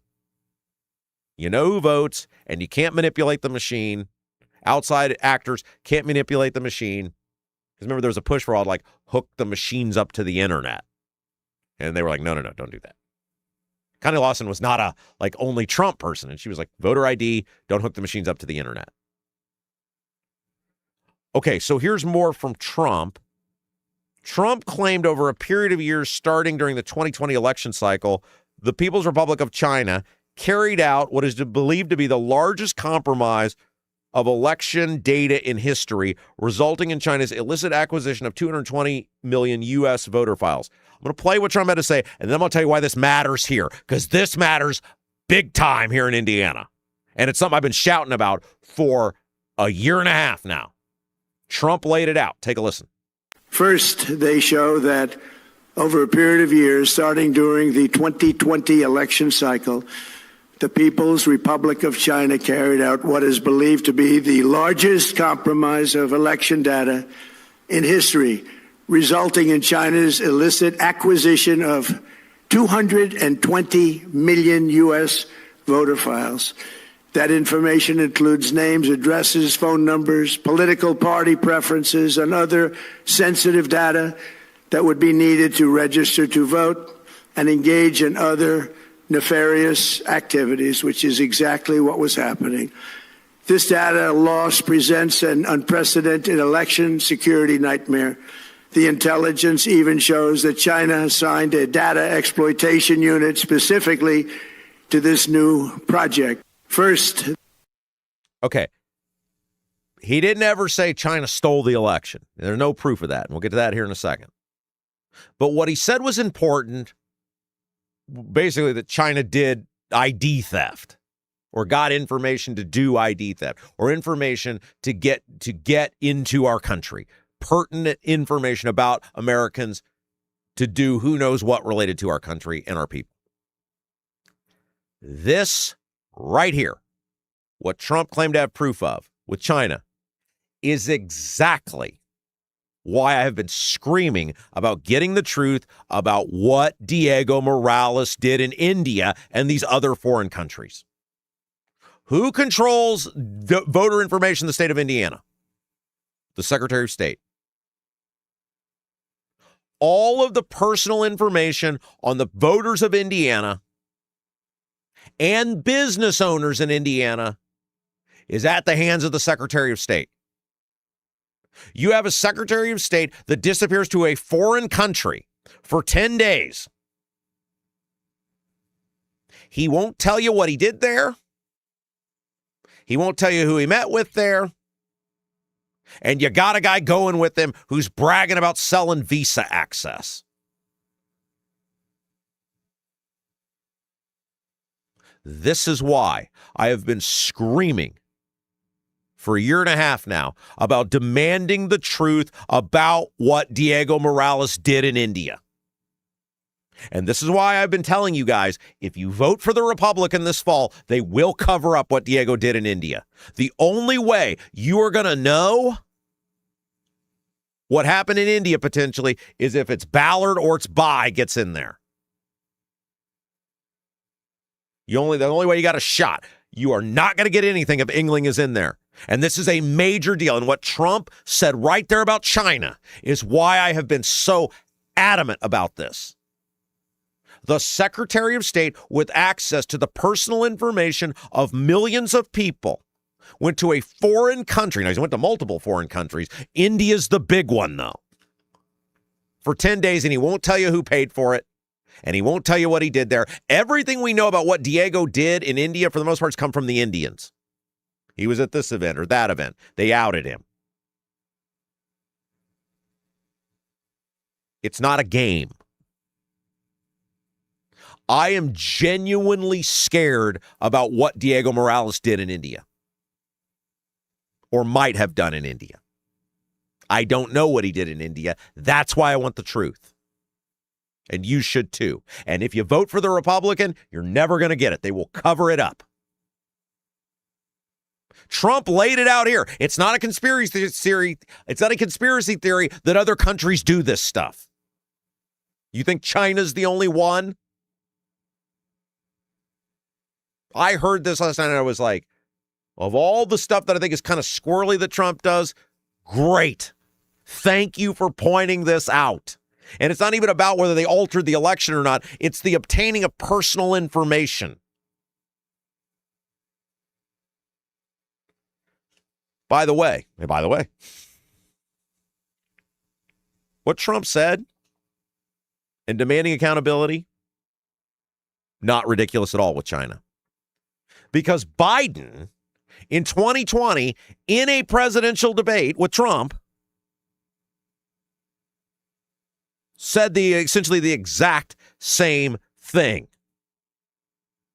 He said essentially the exact same thing and said he was going to do something about it. Here is Joe Biden in 2020 saying exactly what Trump said yesterday. Any country, no matter who it is, that interferes in American elections will pay a price. They will pay a price. And it's been overwhelmingly clear this election, I won't even get into the last one, this election, that Russia has been involved, China has been involved to some degree, and now we learn that Iran is involved. They will pay a price if I'm elected. Any country. They paid no price. But Biden said it too. So you can't say on that one that it's a Trump conspiracy theory. The Biden said the same thing Trump just said about China. One last piece of audio, and this may be the most important one of all. John Solomon is an advisor to the president. And one of the major issues that Trump has had and Trump supporters have had and why they've lost so many people on this is they've never shown any proof. They made all the wrong arguments and they went after all the wrong stuff, and they've never been able to show definitive proof about the election being, quote unquote, stolen in 2020. They've blamed everybody under the sun. The reality is the American public could get behind the idea of saying Secretary of States, governors don't have the ability to unilaterally change election rules, which is what happened in many states, including here in Indiana. Remember, they just changed election day in the primary. Connie Lawson and Holcomb just came out and were like, we're moving election day. Why? Because of COVID. You don't think COVID's going to be here in another month? No questions. We're changing election day. And of course, the Republicans that run this state did absolutely nothing to stop them. And I remember at the time, because I was still working with the chicks, shouting about this on the air. He can't do that. They can't just roll out there and be like, we're changing election day. We've changed our mind. Can they just cancel the election altogether? The problem for Trump is to the public at large, and I know there's people who have very strong beliefs about the voting machines or the outside influence. They've never presented any evidence that it happened. And they missed the boat on being able to talk about the stuff that actually needs to change, which are these mail-in voting and the voter ID stuff, which they should have been talking about all this time, and then they would have had. If they'd have spent 6 years talking about that, they would have had this component of the SAVE Act passed. And people just got tired of it. They got worn out. Now there's another press conference. Now there's a this. Now there's and nothing ever. To the point, John Solomon, who's an advisor to the president, after Trump's press conference or speech last night, was asked very directly outside the White House if there's any proof the voting machines got changed in 2020, and listen to what he said. Not telling the president. Did you acknowledge that there were no votes changed in 2020? All I can acknowledge is what the intelligence shows, right? I only know the intelligence community has zero evidence that someone has flipped, that a foreign power flipped a vote in 2020, 22, or 24. And you have you're able to acknowledge. We're not through all the documents. You're able to acknowledge that Venezuela has not tampered with voting machines in the United States? No, the intelligence is very clear. They did it on their own machines. Why is it important that they did it on their machines? Their machine protocols are the same as America. Why? Because for a long time they did exactly. And so the 2020 election was in fact the results as we the American public. I'm still researching, so let me. This is the first. But there's no intelligence. Not yet. You gotta go. There is no intelligence that the election would have said that Donald Trump was president. The president said that tonight. Like you can't. It's 6 years. You still don't have the proof. We're still research. It's very Epstein-like, right? Here's the binder. What's in the binder? The same stuff that was in every other binder before, but it's in a new binder. They lost the plot with people, and they lost the ability to make meaningful reform to the election system that could have actually secured our elections, which is the voter ID and the mail-in balloting and being a citizen in order to vote. They got people so distracted on all this other stuff, which has never panned out, that anytime you talk about the election stuff now, they just think you're making it up. And there are real things that need to change in order to secure the elections, but you're never going to get them now. You're never going to get them. Hey, you guys have a dog but don't have a fenced-in yard? Your HOA won't allow a fence? Worried about having to watch your furry friend anytime you go outside? Avoid the blazing hot summers and freezing cold winters with All-American Dog Fence. All-American Dog Fence is the cost-effective, easy-to-use in-ground fence system designed to keep your dog secure and give you peace of mind anytime they're outside. I mean, imagine being able to let your dog out and you just let them go. And you don't have to keep your head in a window, head out the door. It's 2 a.m. It's 0 degrees outside. It's 9 million degrees outside like it is now. Imagine having that peace of mind. All-American Dog Fence is locally owned. The owners are Kelly and Jeff. They had 3 dogs themselves. They so believed in the product. It used to be called Indiana Dog Fence. They bought the business. All-American Dog Fence backs their Pet Stop products, designed and manufactured right here in the USA with a lifetime warranty. Call or text All-American Dog Fence at 317-862-6606. 317-862-6606. Visit their website, allamericandogfence.com. And what an incredible deal. Mention the Rob Kendall Show. Get an incredible $200 off just for saying, heard about you on the Rob Kendall Show. They beat the price of the big guys, better customer service than the big guys. Protect your dog with someone who loves the Rob Kendall Show. All-American Dog Fence, 317-862-6606. All right, let's take another break.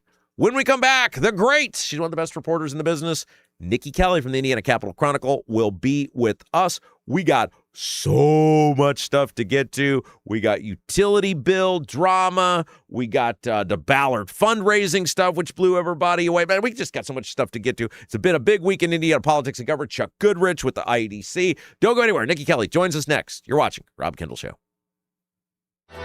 Right now, everything's expensive. That includes things you need around the house. If your water heater, water softener, or well pump goes out, or even if your toilet stops working, you could be looking at a major expense.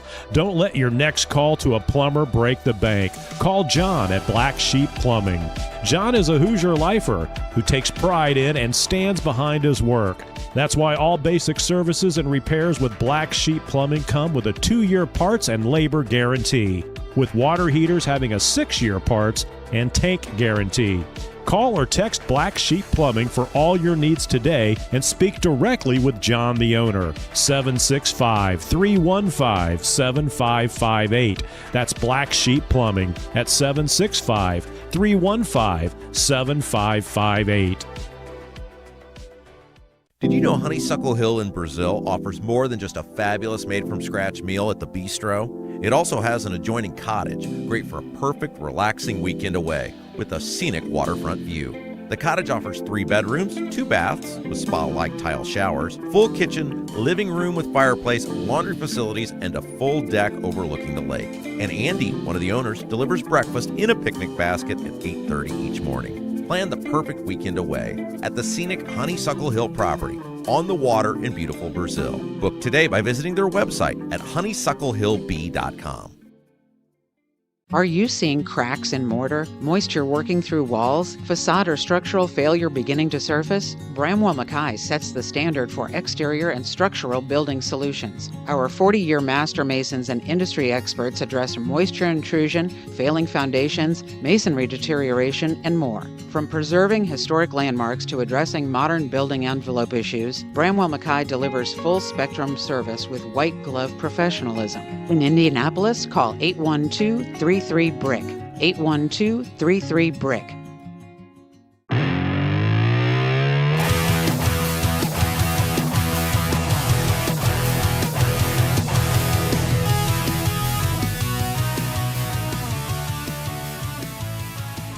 He is one of the best in the business, and boy, do we have a lot to get to. Nikki Kelly from the Indiana Capital Chronicle joins us now on the Rob Kendall Show. Nikki Kelly, hello. Hello.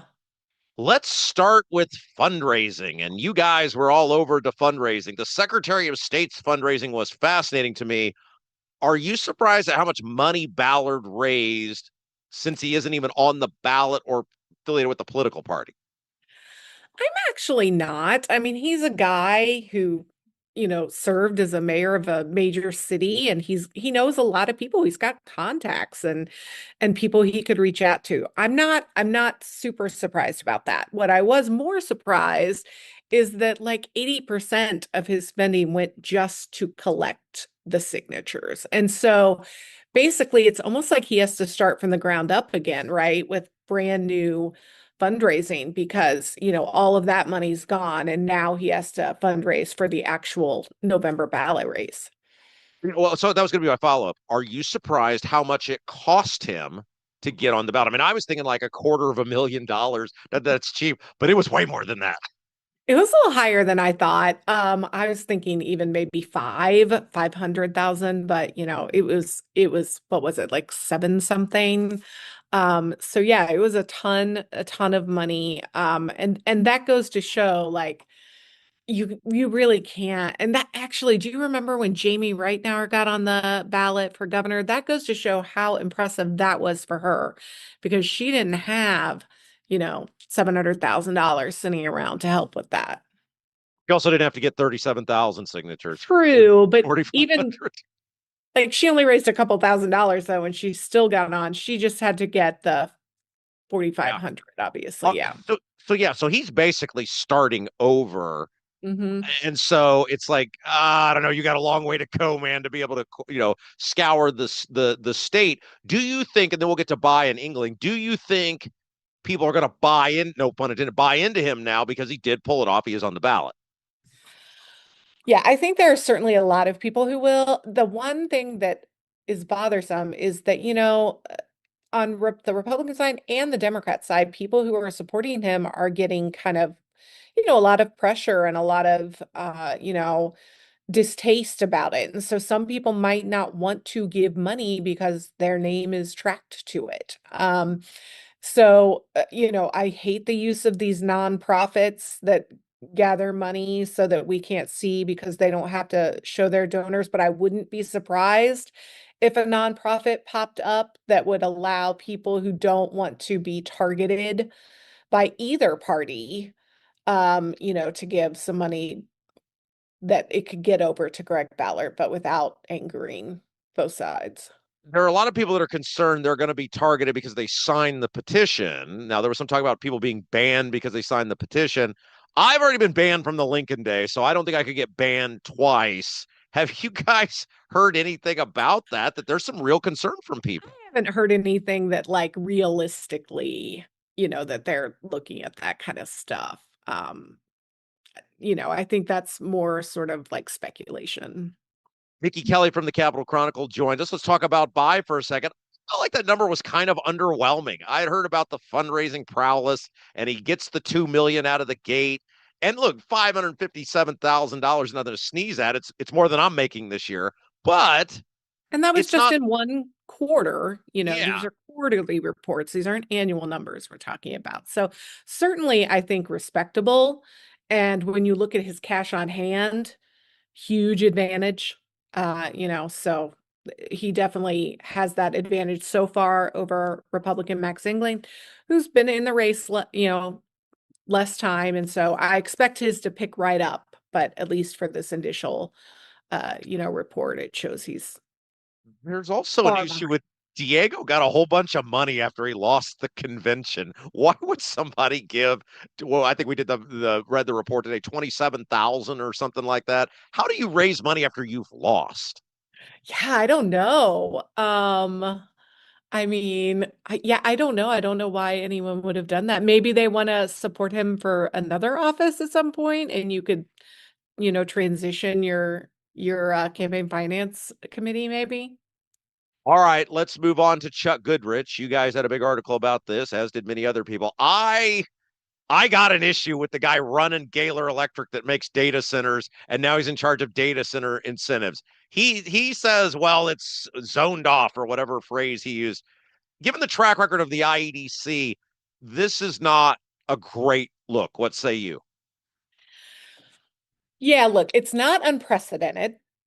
We certainly have people who have run the IEDC in the past for getting paid $1, which is what they're going to do. They're going to pay him $1, and he will still keep his regular day job and be Secretary of Commerce. So I believe that happened with Mickey Maurer years ago when he owned the IBJ. So not unprecedented, but also like I kind of get like people already have kind of a distaste and the audit that came out and how they're not separating. And so I just feel like there's already a distaste and feel like there's conflicts everywhere in the IDC. So to just, do this other big one instead of someone who could full-time just focus on this job, that's a choice.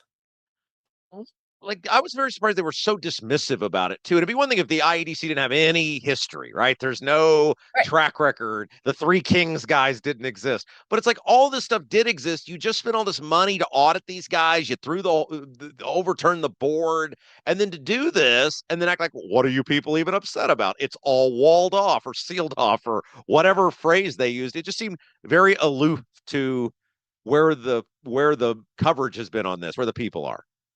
Yeah, and I mean, obviously they go through these ethical, like, rigmarole, and they, like you said, they wall them off. They're not allowed to have any involvement with anything that would affect his company or, anything else he might own. But I think general people kind of think there are ways to get around that. And so I'm not sure anyone really believes that they will be completely separate. But we'll see. At least he's not going to make the $275,000 salary and still, that would be really, really kind of double dipping. 275,000 is about $8 to him, though. It's that big a deal. He's pretty rich. Okay, you guys had a great article about the amount of money the state has. They call it reserves. They call it surplus. We call it overtaxation here.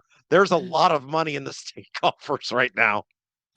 There is. And I was a little surprised. Okay, so obviously for your listeners, there's nearly 4 billion. It's even higher than the highest estimate we got last year because there were sort of competing forecasts at one point.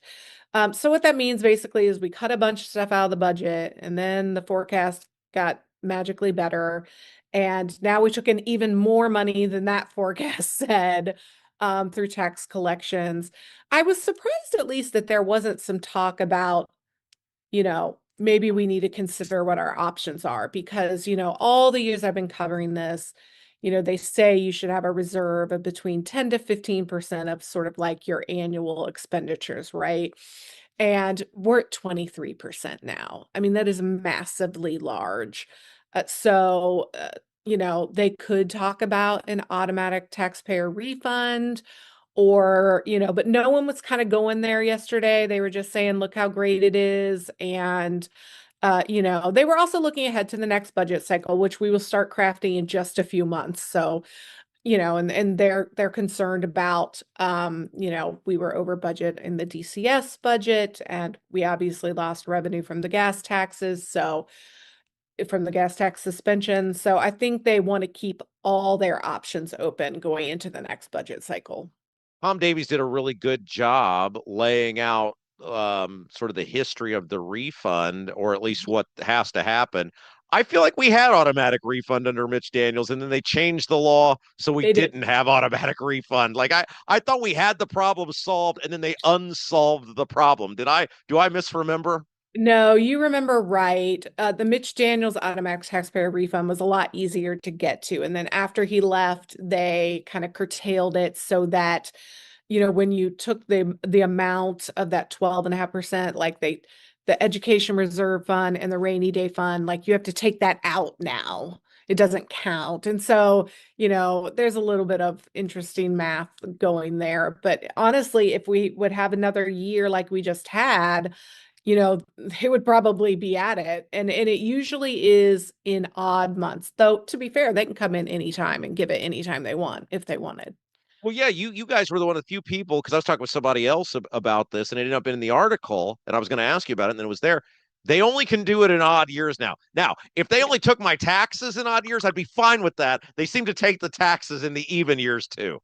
Well, and the great part about that is the odd years when they're crafting the budget so that they can then create funds. You know what I mean? They can create an account that is like, a backup fund for something, or this is a capital construction fund. And so then that won't count toward the surplus kind of thing. And so we've seen that happen in the past. I remember one year they put so much money in these various funds and they still hit the automatic taxpayer refund. That was like 1 or 2 years after COVID when all that money was flowing through. And so that was kind of funny. Am I wrong that it makes me angry? Because Mitch Daniels said, he's like, look, we only need so much to run the government. We set a budget for that reason. If we exceed that revenue, we give it back because we didn't need it to begin with. And it's okay. That makes sense, right? It seems like now they're doing everything they can to not give the money back. And it's like, then you need to budget better.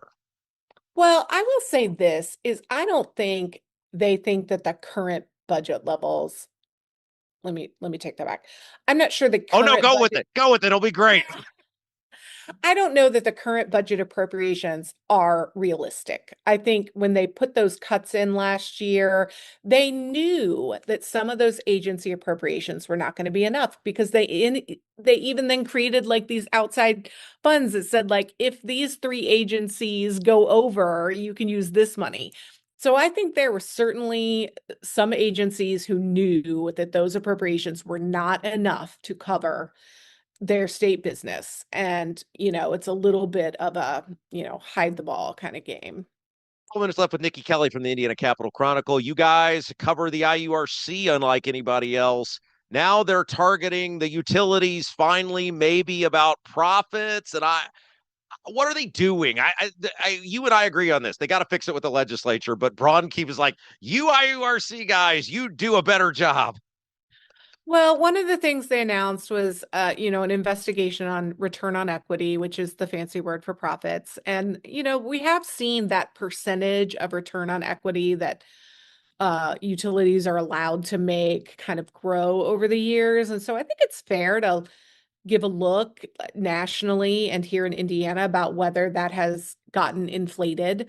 I'm more interested in the second one, which is about these trackers, these sort of outside expenses that they allow utilities to recoup outside the base rate that they charge. It's sort of like when you buy your flight, but then you get all the add-ons for your luggage and if you want a window seat and stuff like that. So we've got all these outside, trackers and riders. And so I'm very interested to see what those lawmakers have added them over the years, I think, without knowing their cumulative impact.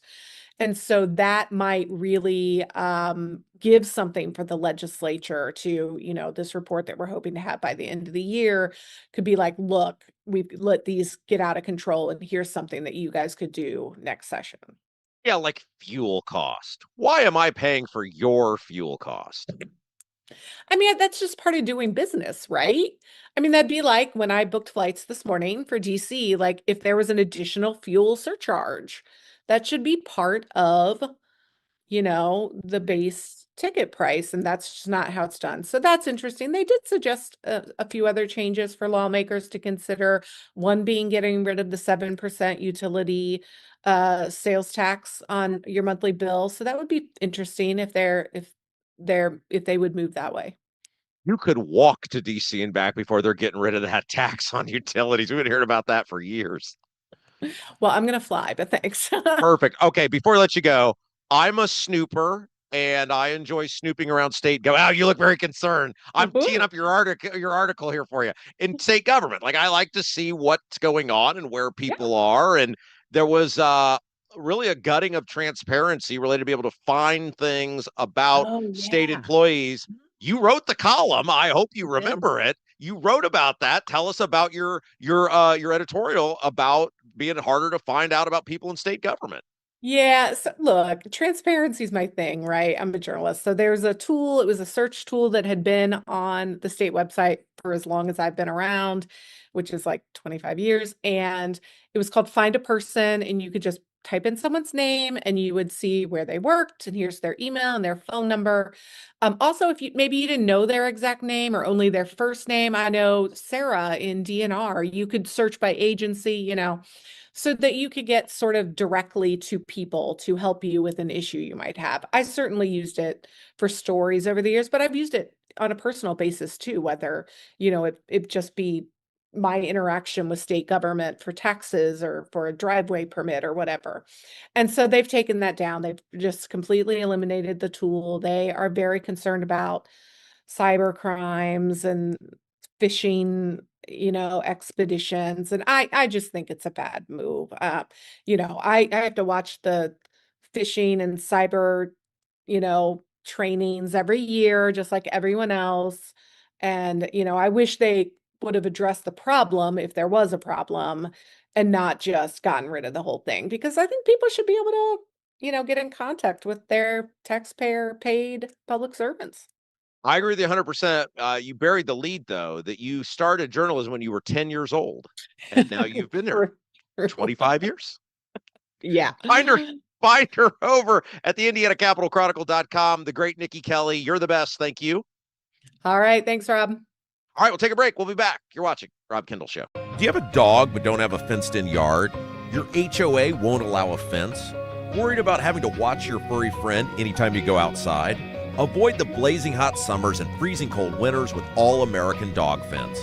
All-American Dog Fence is the cost-effective, easy-to-use, in-ground fence system to keep your dog secure and give you peace of mind anytime they're outside.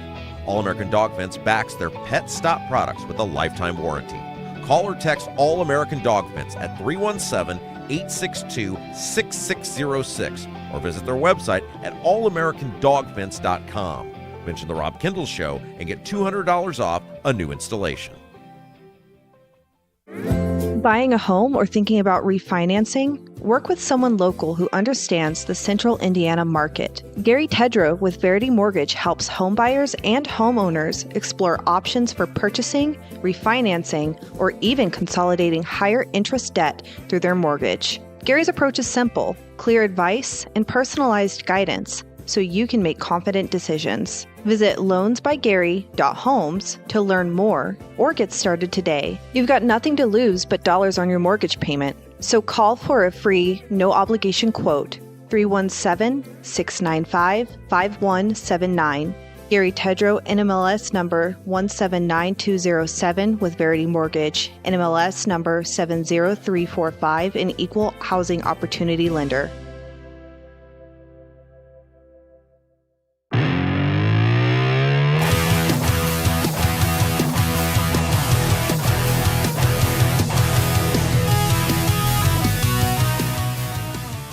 Welcome back, guys. It is the Rob Kendall Show. Happy Friday. Thanks for spending it with us. If you haven't done so yet, hit that little thumbs up button. Like the show. Really helps us grow the program. It's a great way you can help us move along, get the word out about Indiana news, politics, and government you're not going to find anywhere else. Hour 3, here we go. It is upon us. Our third hour each day brought to you by the great John Rust. And don't forget, of course, Rust having that big bash Saturday, October the 3rd, noon at his house. Going to be patriotic music, antique car show, lunch catered by Double D's. Birthday cake for Jason. That's his birthday. And Tina from Double D's. And I'm going to give a little speech about how awesome the country is. It's going to be a great time. It's a party. All the listeners, all the viewers of the Rob Kendall Show invited. All you got to do is RSVP. It's totally free. rustforamerica@gmail.com. rustforamerica@gmail.com. Event starts at noon. rustforamerica@gmail.com. Okay. So let's talk a little bit about, speaking of Double D's, it's Friday. A weekend. If you're looking for something for lunch, dinner, little something different, check out our friends at Double D's Southern Barbecue in Clayton, right there at 40 and 39. Little bit of a trip, totally worth the drive. It is Friday. The special tonight, Mississippi farm-raised catfish. They do ribs, they do brisket, they do so much more. You know, Double D's, not screwing around. They're very serious about their authentic, wood-smoked, Memphis-style barbecue. You won't be disappointed. Our pal C-Mel says when you go, you got to try the potato salad. He said you got to try the potato salad made from a mustard base. So, and Rust. Oh, and John's making sure there'll be plenty of potato salad at the big bash at his house. Double D Southern Barbecue. Get out there. Huge supporters of our show. I know our pal Ken Eagle. He went out there last night and had the loaded baked potato, ribs, brisket, and more. DDBBQ317.com. DDBBQ317.com. They've been winner of best ribs, best sauce at Rib Fest in Hendricks County. Elvis themed decor. Tina, one of the owners, she worked at Graceland. It's just a great old time. Great service, great food, great atmosphere. Double D's Southern Barbecue in Clayton. Okay. Indy Star had a big article yesterday. This is a huge deal. And it is about the Secretary of Commerce, Chuck Goodrich. And, of course, we laid out to you yesterday that Chuck Goodrich is the CEO of Gaylor Electric. Gaylor Electric makes data centers for a living, amongst other things. They do many projects, but one of the things they're quite proud of and brag about is their work on data centers.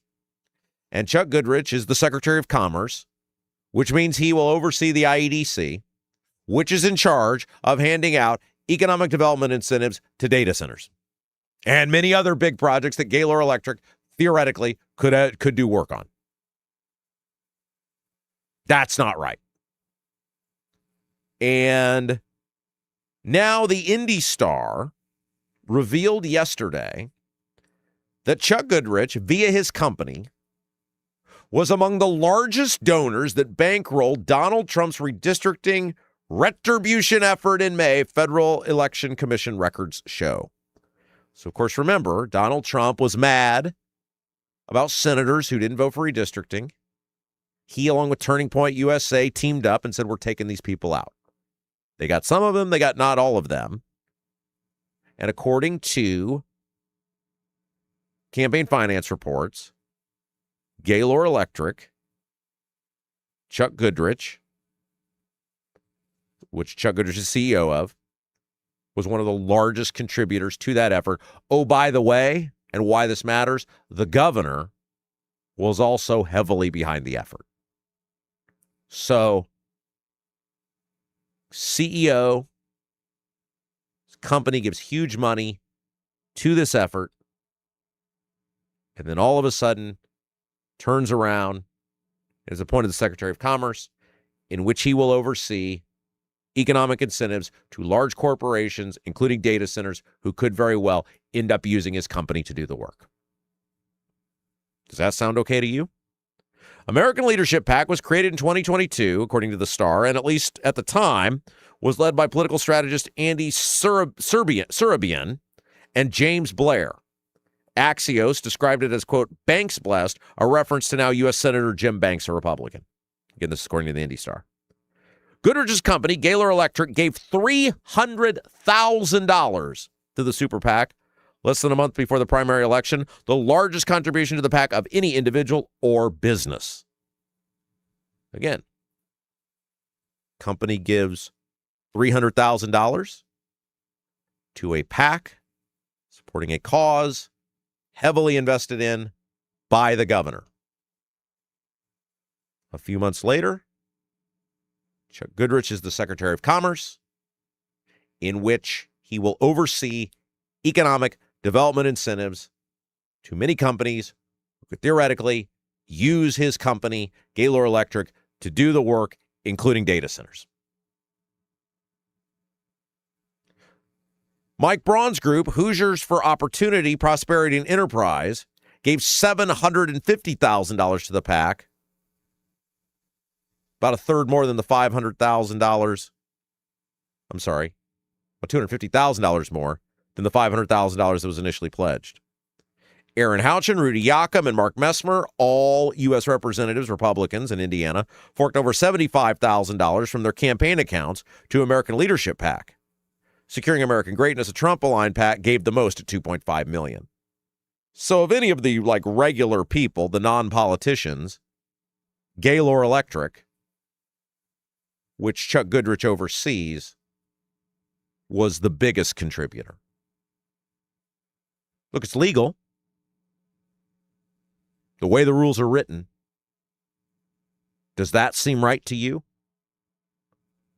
Does that seem fair to you that a guy's company gives $300,000 and then he becomes the Secretary of Commerce, in which he will oversee the delegation of, over time, billions of dollars in incentives to companies and to industries that then could use his company to do the work?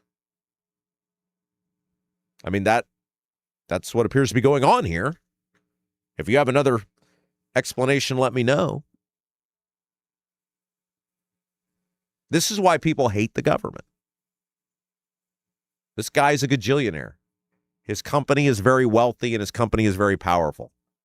He now is in control of where our money goes to companies, some of them foreign, to come to our state. And when they build stuff, his company could stand to benefit immensely. Pretty good potential return on investment for $300,000. All right, other things to get to. And Nikki Kelly yesterday, when we recorded the interview, she's like, there's a story you're going to like. I think this was the one she was talking about. This is actually, it's a funny story, but it's an interesting story because it has potential, strong likelihood the case could end up in court. We used to say on the old show, a feel-good story. A food truck that's been a regular at Indiana's Statehouse weekly market for about 2 years had its participation revoked over a slogan on the side of the vehicle, and one law professor thinks it brings First Amendment questions. So Statehouse, and they did this when I worked there, and I'm sure it's grown over time, had a weekly, what they call market, right, where food vendors can come out and the employees go and they can get lunch. You pay for it, right? You have to buy your own food. I assume you still do. Who knows with the government anymore? But they would, let the people set up and you could, sell your food and the various food trucks or merchants or whatever. In an email to Smash Daddy's Burgers, Fries, etc., a State Department official said they'd, quote, received several complaints regarding the slogan of the food truck. And as a result, had, quote, been directed to cancel 2 upcoming sessions. So Smash Daddy's Burgers, Fries, etc., at the weekly market. And the state personnel department sent them an email saying the slogan of their company, they had received several complaints, and they are now not allowed to come to the food market. Owner Scott Sims said the suggestive saying, quote, "You'll love our meat in your mouth," had rarely been an issue before. So the slogan for Smash Daddy's burgers, fries, etc., not special for this event, but their actual slogan of their company is, "You'll love our meat in your mouth." Quote, "I can count on one hand the complaints I've had over the last 20 years, said Sims, who's used the slogan both for a previous restaurant called Between the Bun and since launching his truck at the end of 2023. But recently, two parties took issue with it, a Christian school and the state government. The former was understandable, according to the Capitol Chronicle, Sims said, but the latter, in his view, was, quote, ridiculous and censorship. The communications director for State Department of Personnel said, quote, "Participation of food trucks and other vendors at the Statehouse market is by invitation and is at the discretion of the State Personnel Department. We routinely evaluate vendors based on a variety of operational and programmatic considerations, and we reserve the right to modify the vendor rotation or continue participation at any time." The Capitol Chronicle, because they're very good at what they do, asked for copies of complaints and complaints received, and he said, quote, "No responsive written records exist." Translation, "We don't got no proof." So this food truck is out there. It has this slogan. It's the same slogan they've had for this company for several years now. He had it at a company before that. State Department of Personnel says, "We got complaints." Capitol Chronicle says, "Can we see those complaints?" They said, "We don't have any to show you." Which brings us to, how much can the government police free speech? If the government opens something up, how much can they police free speech? If the government opens something up to the public like this, how much can they police free speech on government property? That's really why this is interesting. That's really at the heart of this.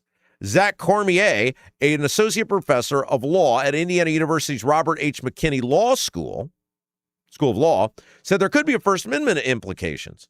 Offensive alone can't be precluded by the government. Bingo. It's on government property. Offensive is in the eye of the beholder, and based on the First Amendment and freedom of speech, if you're going to open it up to someone, you can't do it just based on offensive, because offensive's in the eye of the beholder. For it to regulate that kind of speech, he said, it needs to rise to the level of obscenity. That standard, while varying from community to community, tends to be high. Bingo. There's not like naked people or people engaging in bad behavior. It's a slogan. Quote, "And usually these types of business slogans are meant to be provocative," Cormier said. Maybe even have some type of sexual connotation or double entendre, don't normally rise to that level. Right. On government property, at a government event, being able to cancel someone's speech is the highest level of bar, because you're engaging on government property in government-approved events. If it's just the slogan, I think there would be a real concern about this not rising to the level of formal obscenity.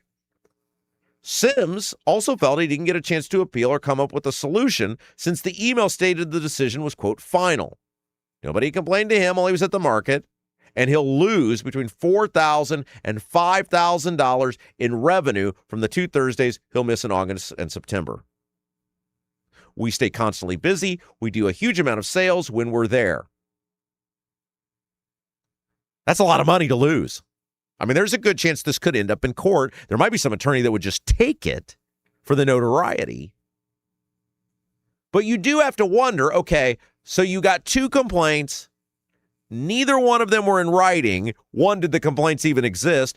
And two, are we really shutting somebody down over two people who are upset? Clearly, people must like the food. The majority of people don't give a damn about the slogan. It wasn't like there was some organized letter writing campaign to get this guy out of there. And if he's making $4 to $5 grand on two events, a lot of people must be buying the product. What are we doing here? Are we that big of prudes? Like, just take the free speech side out of it. Are you that big a prude you can't see a slogan and you got to ruin it for everybody else? Is that where we're at in society? Sims said the slogan depends on how you want to read it. I mean, we make burgers and hot dogs, so you'll love our meat in your mouth. But I'm sure, as they did, some people took it the wrong way. Now, look, he knows what he's doing, right? The guys didn't fall off the turnip truck. He might have fallen off the food truck, but he didn't fall off the turnip truck. But who cares? As adults, because that's the people that are going, are we that sensitive that we can't see a slogan on a truck without somebody having to ruin it for everybody else? A popular food vendor is being taken away. And if you're the state, are you that sensitive that you can't tell those people, grow up or don't come? I mean, he knows what he's doing. He knows what the slogan is. He knows how people are going to read it, but it's memorable. That's what marketing is. You create things that people are going to remember without alienating most of your customers or your fan base. That's true of all business. You do whatever you can get away with to get people to remember you without alienating your customers. Seems like this guy's done a pretty good job of it. 2 people with no written proof they even existed supposedly complained, and we're shutting the guy out. Going to be an interesting story to see if it ends up in court. Bramwell Mackay, they've been with us from the beginning. We love Bramwell Mackay. Masonry color mismatch, previous repair catching your eye, not happy with the brick color on your home and ready for a total makeover. Bramwell Mackay Property Services and Consultants offer specialized masonry staining and recoloring.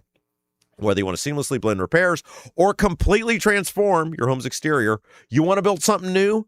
Bramwell Mackay's 40-year master masons design and construct custom patios, sidewalks, outdoor summer kitchens, archways, entryways, and more. Bramwell Mackay, BRAMWELLMCKAY, beauty built to endure. Hey, help us out if you can. Right now, hit the like button. Please.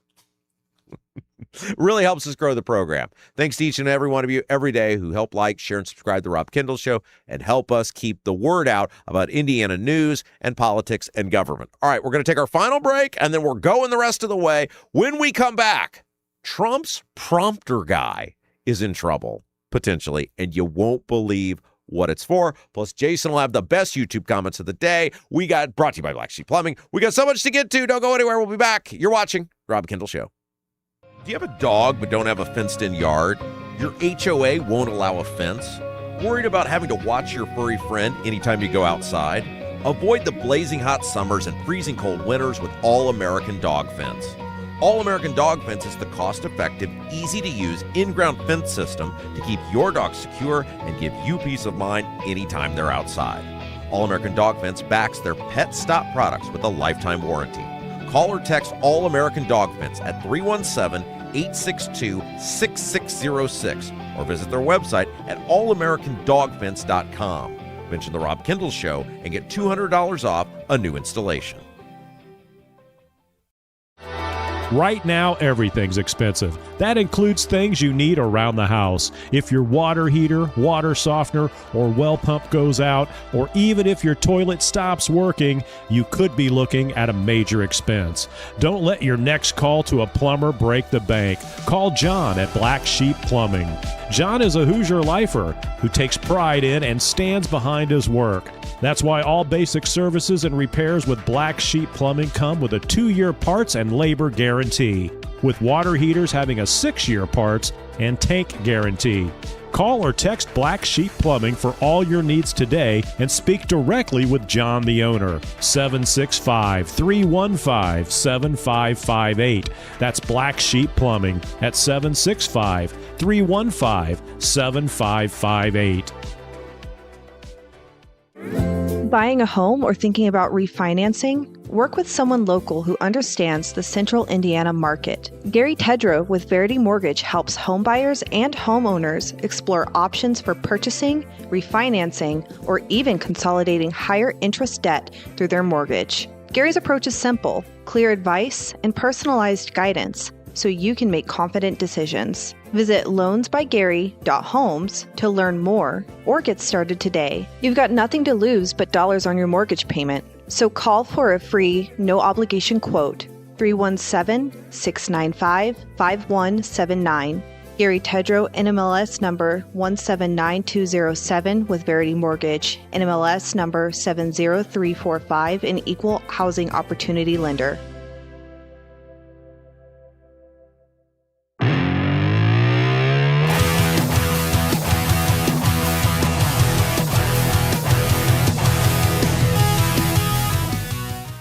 We're taking it the rest of the way. Happy Friday. It's the Rob Kendall Show. Hour 3 brought to you by our great friend John Rust. And, of course, it's Friday. That means the Honeysuckle Hill Bistro is open for dinner tonight, dinner tomorrow, brunch buffet on Sunday. And check out the menu this week. Some items include the pan-fried chicken cooked in lard in a cast-iron skillet, the 6-ounce filet mignon, and the peanut butter cheesecake. And don't forget, they've got the little bites plates where you get samples of all 3 entrees each week. You can also do that with desserts as well. They call their own little smorgasbord right there at the Honeysuckle Hill Bistro on the water in beautiful Brazil. A little bit of a drive there on 40, but totally worth the trip. Relax, get away, enjoy a great made-from-scratch meal. Jody and Andy, the owners, they love us. They've been behind me for years and years and years as a sponsor on Statehouse Happenings. Now the Rob Kendall Show.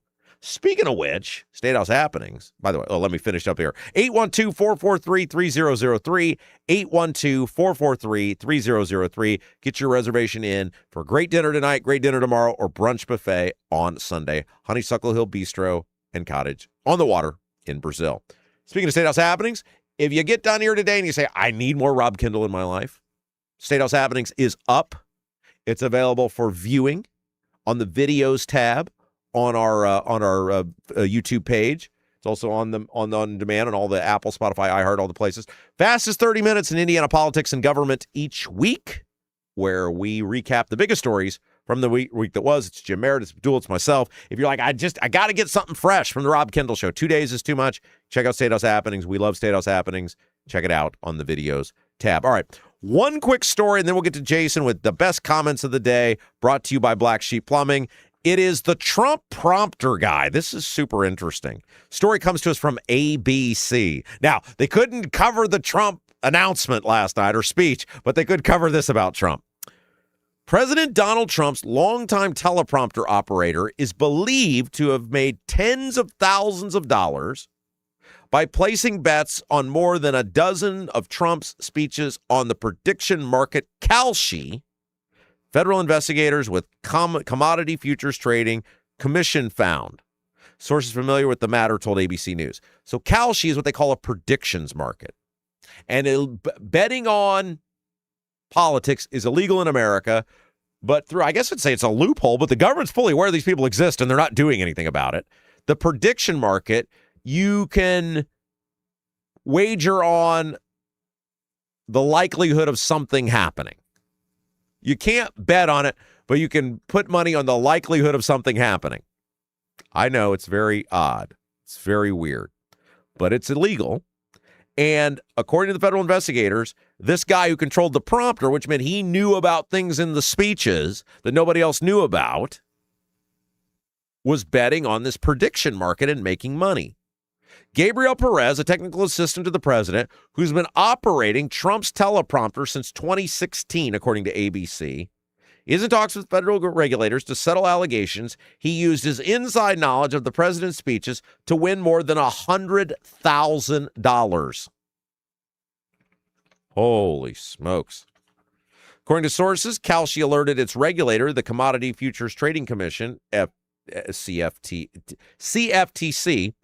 to the suspicious activities on its mentions market, where users can bet whether specific words, phrases, or topics are uttered during a public speech. So basically what this guy was doing, he knew the speech, and he would bet on whether specific things were going to be mentioned. One of the things the guy had a huge advantage on was Trump would sometimes skip parts of the speech, which Trump is talking about. He's like, I just get up there and I start winging it. But he would know where a specific part of the speech was done, And then he would get on the prediction market and start wagering like in the middle of a speech. And that's what the red flag was. People were like, wait a second, how does this guy keep getting it right? How does he keep wagering on this? Well, that's a whole odd thing in the middle of a speech to go after. He flew too close to the sun. He got greedy. And he basically outed himself. Our surveillance team promptly flagged and referred these trades to the CFTC, and we are cooperating and assisting with regulators, said Kalshi's head of enforcement, Bobby Denault. That's wild.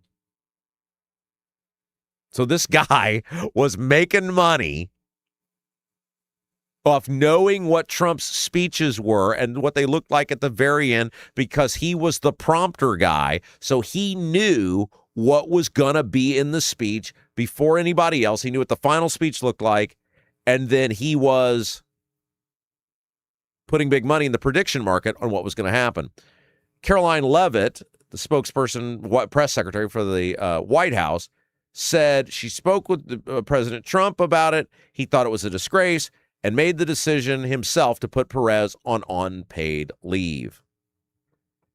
CFTC investigators discovered that Perez placed bets on more than a dozen Trump speeches over a 3-month period, including a December primetime address, a January speech at the World Economic Forum in Davos, Switzerland, and Trump's remarks in March during a Medal of Honor ceremony. This guy was over everything, man. It wasn't just like one time where he went big. He was hitting all the speeches and making big money. In certain instances, this is how on it this guy was. Investigators uncovered times where Perez would back out of certain bets mid-speech when Trump skipped over a portion of the speech that included a word he had previously bet would be mentioned. So he knew when the word should be mentioned, and if it wasn't mentioned by a certain point, he would withdraw his money. Again, red flags. And ultimately, he did enough of this that they caught the guy. Wasn't very bright, creative, but not very bright, and he got caught. Speaking of catches, he's quite a catch himself. Thought you were going to go with a not very bright. That would have been a perfect. Producer Jason joins us now with the best YouTube comments of the day, brought to you by Black Sheep Plumbing. Before Jason tells us about that, a reminder, all you got to do in order to chat is be a subscriber to the YouTube channel. Hit that subscribe button. You can join hundreds of other Rob Kendall Show fans who pop in every now and then and leave comments. And then if you're on top of your game and producer Jason sees it, you can have your comments read at the end of the show. Go. All right, brought to you by Black Sheep Plumbing, our good friend John McKinney. If your water heater, water softener, well pump goes out, even if your toilet stops working, you could be looking at a major expense. Don't let your next call to a plumber break the bank. Call John at Black Sheep Plumbing. Black Sheep Plumbing says thank you to all military, firefighters, and police officers with their American Heroes discount. Owner John McKinney, he's a Hoosier lifer, takes great pride, stands behind his work. That's why all basic services and repairs with Black Sheep Plumbing come with a 2-year parts and labor guarantee, with water heaters having a 6-year parts and tank guarantee. Call or text John at Black Sheep Plumbing, 765-315-7558, 765-315-7558, Black Sheep Plumbing. There we go. All right. It's your time to shine, brother. I believe there were some people on last night. I checked into them, and I believe it was Kevin Branham. And then he was like, after a few comments, he's like, I'm just going to sit back and watch the rest of your comments so you can catch up in the points race. We really don't want you to do that, Kevin. The whole idea is to get a lot of chats in there. So make them work for it. That's the way we do it. Just a reminder, at the end of every show, you tally up. Well, YouTube tallies up and tells you who has chatted the most or been the most engaging or whatever their formula is, and you read the top 10 chatters of the day. That is correct. That is exactly what we do. And we start with this morning, I believe, around 4:50 or so a.m., well, something like that. I'm not sure. If right about the time I got up. Yeah, the old man 68. Happy Friday, early risers. It looks like rain and cooler temps outside today. Can't see if it's raining. We boarded up the window there. Rob's sitting right in front of the window, believe it or not. But Rob and producer Jason will keep things smoking again today, so get ready for them to bring the heat You did early. That Yeah. was a good one. Yeah. The old man also added, I listened to yesterday's show on tape delay, and man, it didn't disappoint. Great interview with the former head of the Indiana State Police. That'd be Mr. Carter. Yeah. And his take on Knoll. That'd be Jamie Knoll, convict Jamie Knoll. I say Knoll is only sorry that he got caught. Yeah, it was only, the tears started flowing when he was apologizing. You know that was fake. Yeah, I asked Carter about that, and then he basically said he was sorry because his reputation was ruined. Like, people knew what he was. Right. Yeah. Driver, the old man, I agree that Knoll was only sorry he got caught. Carter believing there is more to uncover only means this was one fish in a larger school. Yeah, there's no way Knoll did all that on his own. Nah. MLM Warriors, the lawmakers decided the variable sign NDOT were using, the variable signs that NDOT were using to be illegal. They wasted our tax money. Yeah, they have those on 465. You're going 65 miles an hour, you see a 55. It's like, no. I mean, whatever. That was silly. Kenneth E. Gold. Good morning, y'all. I saw Black Sheep Plumbing's business card on the board at Double D's last night. Tow trucking today while I'll be listening. Got 2 sponsors in one chat there. Yeah. Awesome. Good on him. Yes, sir. Ken knows where it's up. Oh, yeah, he does. All right. Rock Laws. Happy Friday. Everyone turn on your fans, point them north to Canada, and blow their smoke back to them. Give them a shotgun. There we go. All right. Almond Joy Tempo. I saw all the chatters and thought I missed the show. Good morning, y'all. This is all before the show even started. Had a guy last night commented on one of the old videos, like, why do you put the 10-minute countdown on there? That's silly. Well, first of all, if you're watching on demand, you can just fast forward to the beginning of the show. But second of all, this is exactly why we do it. Everything so far I've been reading was before the show even started, and a lot of it during that 10-minute countdown. It gives people a chance to be tuned in at 9 a.m. because Rob, he's off the bar. I mean, as soon as it hits 9 a.m., he's on it. He starts it. We don't want people to have to rewind it and all that stuff if they're listening live. So gives you a chance to get on, listen to some good music, and chat. So that's why we do it. Isn't it amazing the things that make people angry? And they always kind of do it angry. Yeah, they are kind of angry. It's like, oh, sorry, we just ruined your world. You know the show's going to start at 9. Yeah. If you don't want to be here before 9, that's okay. That's fine. But you can fast forward that during the yes, you can playback. You can. All right. And of course, if you're watching live, there's nothing we can do before 9 o'clock. I mean, that's when the show starts. So, okay. Keebler Chris. I think Rob, with all his money, is going to buy the WIBC radio station. Yeah, you should put your bid in, Rob. I don't know, though. That thing's going down. MLM Warriors, good chat before Rob starts. MLM Warriors. Well, the chat must have started because he says, awesome purple shirt. Thank you. I didn't realize I still had the purple lights on in the back, so we just left them there. That's fine. Yeah. Josh Richardson, Rob's shirt is popping. Thank you. That's an ode to Mom. Yep. Rock Laws, purple shirt for a purple day. Okay. Josh Richardson, good morning, John Rust. Mr. Rust was in the chat today. Saw that. Sue Seifert, Mr. Rust. There we go. MLM Warriors, thank you, John Rust, for all you do. Alma Joy Tempo, morning, Mr. Rust. Thank you for all you do. It's greatly appreciated. The 06010 board. Fires to our north, floods to our south. I think I saw a bunch of frogs getting ready to march on us all. A little biblical analogy there. Driver, Rob, you drop a teaser so big and now we have to wait a weekend. You know how to do it so well. Dion in that one station was so foolish. So talking about Monday, we're going to have a guy by the name of Jay Hart on with us. Mm-hmm. Jay was super involved in Republican politics. He's very conservative. And a guitar player. He was one. Yeah, you guys hit it off. He's one of the people last year that got invited to go to the governor's mansion after Braun screwed us all on property taxes. And, you know, you guys remember famously, very publicly, I warned those people, like, don't go. He's using you. He's not going to do anything for you. He doesn't care about you. He's trying to get cover.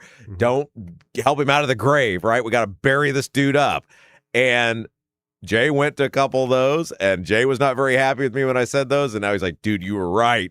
And so Jay is going to, about the Republicans and all of that. And so Jay's going to be with us on Monday to talk about his experience of dealing with Braun and going to the stuff, and we're going to take you behind the scenes what it's like to Have a closed-door meeting with the governor. All right, Charles Luty made a comment about the, I feel like I've smoked 2 packs of Canadian wildfire today. The old man 68 at Charles. It looks like the Great Smoky Mountains down here in southern Indiana. Is it smoky outside? It wasn't when I came in. I wonder what's Well, I saw the head outside here in a little bit. Mellencamp had a concert in Michigan last night, and they canceled it because of the air quality. Huh. I never heard of that before. Well, he's like a chain smoker. Well, I was like, go bother him. He's probably like, want everybody go. All right. Charles Luty, can I make my RSVP official here to John Rust? Luty has a hard time going to the website to do his RSVP. It's an email, man. All you got to do is send an email. Yeah. And MLM Warriors, John or Charles, search Rust for America. It's an email, rustforamerica@gmail.com. Yep. And John Rust comes back with, send an email with the mailing address. GPS can't handle my rural address, so I'm sending out printed directions. So, again, if you want to go to John's party, all you got to do is go to, what's that website? Rust for America. And you can send your RSVP. No charge, unlike the live show. This is a free one. Meet and greet if you want. No charge extra for that. And it's I don't know. It's going to be a hootenanny. I'm committed to meeting, maybe not greeting. No? I'll greet. I'll pick up the slack, Rob. Thanks. Jason will do the greeting. I'll do the meeting. All right. John Rust. Debbie, there is a Debbie asked, must have asked earlier if there was a restroom. John says, Debbie, there is a restroom at the event that should work just fine for wheelchair needs. So I knew Rust to be handicapped accessible. Oh, yeah. He's thinking of everybody. He's a people person. The 06010 board. Will Jim Lucas be entering any cars into the car show? Yeah. The old man 68. Who wants to take bets that Braun will attempt to funnel the money from the $6 billion of overpayment in taxes to his pet mid-state corridor project? That's not going away. They're not going to let that thing go away. But we'll keep an eye on it there for you, old man. We got it covered. John Rust, let's see, talking about he's talking about 06010 board's comment about the car show, about Jim Lucas being at the car show. And John says, I hope so. I love old cars, but not to the extent of Jamie Knoll. His warehouse of cars. McLovins, John Rust, what's your email, sir? I'm not sure if he answered that, but again, you can go to rustforamerica@gmail.com. That would be it. Rustforamerica@gmail.com. Bartelt Farms. Mike Braun is only interested in helping Mike Braun. Any benefit to the citizens of Indiana is purely coincidental. We're going to be getting Mr. Bartelt, Tom Bartelt, in here to talk about how the farmers were all taken to court. How many of them was it? Like 165? A lot of them. Like that. Not all farmers, but property owners taken to court by the beloved Mr. Rikita. So we're going to bring him in later at some point here. And he's way far away from he's like a couple hours away from us, so we got to get that coordinated. Driver, if Braun touches it, magically gets worse or stays the same. He is from southern Indiana via Washington, D.C. So what do we do? Yeah, he's total insider. Mm-hmm. I mean, that's no doubt about it. I mean, he is the establishment. Yep. Liam 8743. John Rust for governor. The old man 68. Maybe the smoke isn't all from Canada. Rob brings his fair share. That's right. Could be the Rob Kendall Show causing the smoke. Yes. T. Heller. IEDC, not so much money laundering machine, but rather a dark bank directing investment of public dollars to favored sectors and friends, same as how TIF works, create pot of money, lend to the in crowd. T. Heller is really against the TIF funds. He's that's his focus. Well, so TIF, tax increment finance. We're going to that. I want to make sure you get everybody's comments. Right, yeah, we don't need a whole explanation, but T. Heller is against it, that's for sure. One day we'll get on that, Mr. Heller. John Rust, if the here we go. If the filed bill doesn't pass, it's just for show. Banks and Young both love their love to thump their chest on bills they propose that will never, ever become law. Oh, he's talking about the stock trading. Yes. Yeah. Yes, you were talking about that. So that's his comment on that Young is certainly out there talking a lot about that. We might hear about that on this show coming up. We'll see. Robert Schwartz, for all the ragging on Todd Young, he at least attempts to do something other than spew gibberish and BS. See, Robert didn't need to say the whole word there, just BS. What has Jim Banks, Indiana's version of Jim Jordan, ever done? Yeah, the resume's thin. All right. MLM Warriors, I'm glad you're here. I'm glad you are here and now, Rob. Thank you. I'm glad I'm here too. Mm-hmm. Alma Joy Tempo, Rob, that purple shirt is so pretty. Thank you. Yeah, I like it. The color reminds me of great Laffy Taffy. Laffy Taffy. That used to be a strip club song. Laffy Taffy. You ever heard that one, Rob? No, I haven't. Look it up. You'll love it. Oh, Laffy okay. Taffy. All right. The Old Man 68. It's a twerking song. Oh, yeah. You know me and the twerking. Look up twerking as well. For all of you that don't know what that is, that'll wake you up. The Old Man 68, preach it, Rob. Hell, fire, and brimstone in this segment. Yes. Rock Laws. Rob is on it. Okay, that would have been earlier when you were on it. Oh, when I was yelling about the state spending $200,000 or more on a suite for the rich people to go to the It was only a couple $100,000, right? Yeah, I mean that's it's a DC. You gotta spend to be in. And Braun said he's going to change everything with the IEDC. Eventually, he'll get around to doing those changes. Right after the party. Young Kim Young, to take money from children in need so that you can go on a trip that you make enough to pay for yourself is vile. Yeah, it's bad. It's terrible. Debbie Holcomb. I think they did the swatting. Okay, you were talking about the swatting, how nobody's that was a big deal and you were blamed and everything, and then nothing ever came.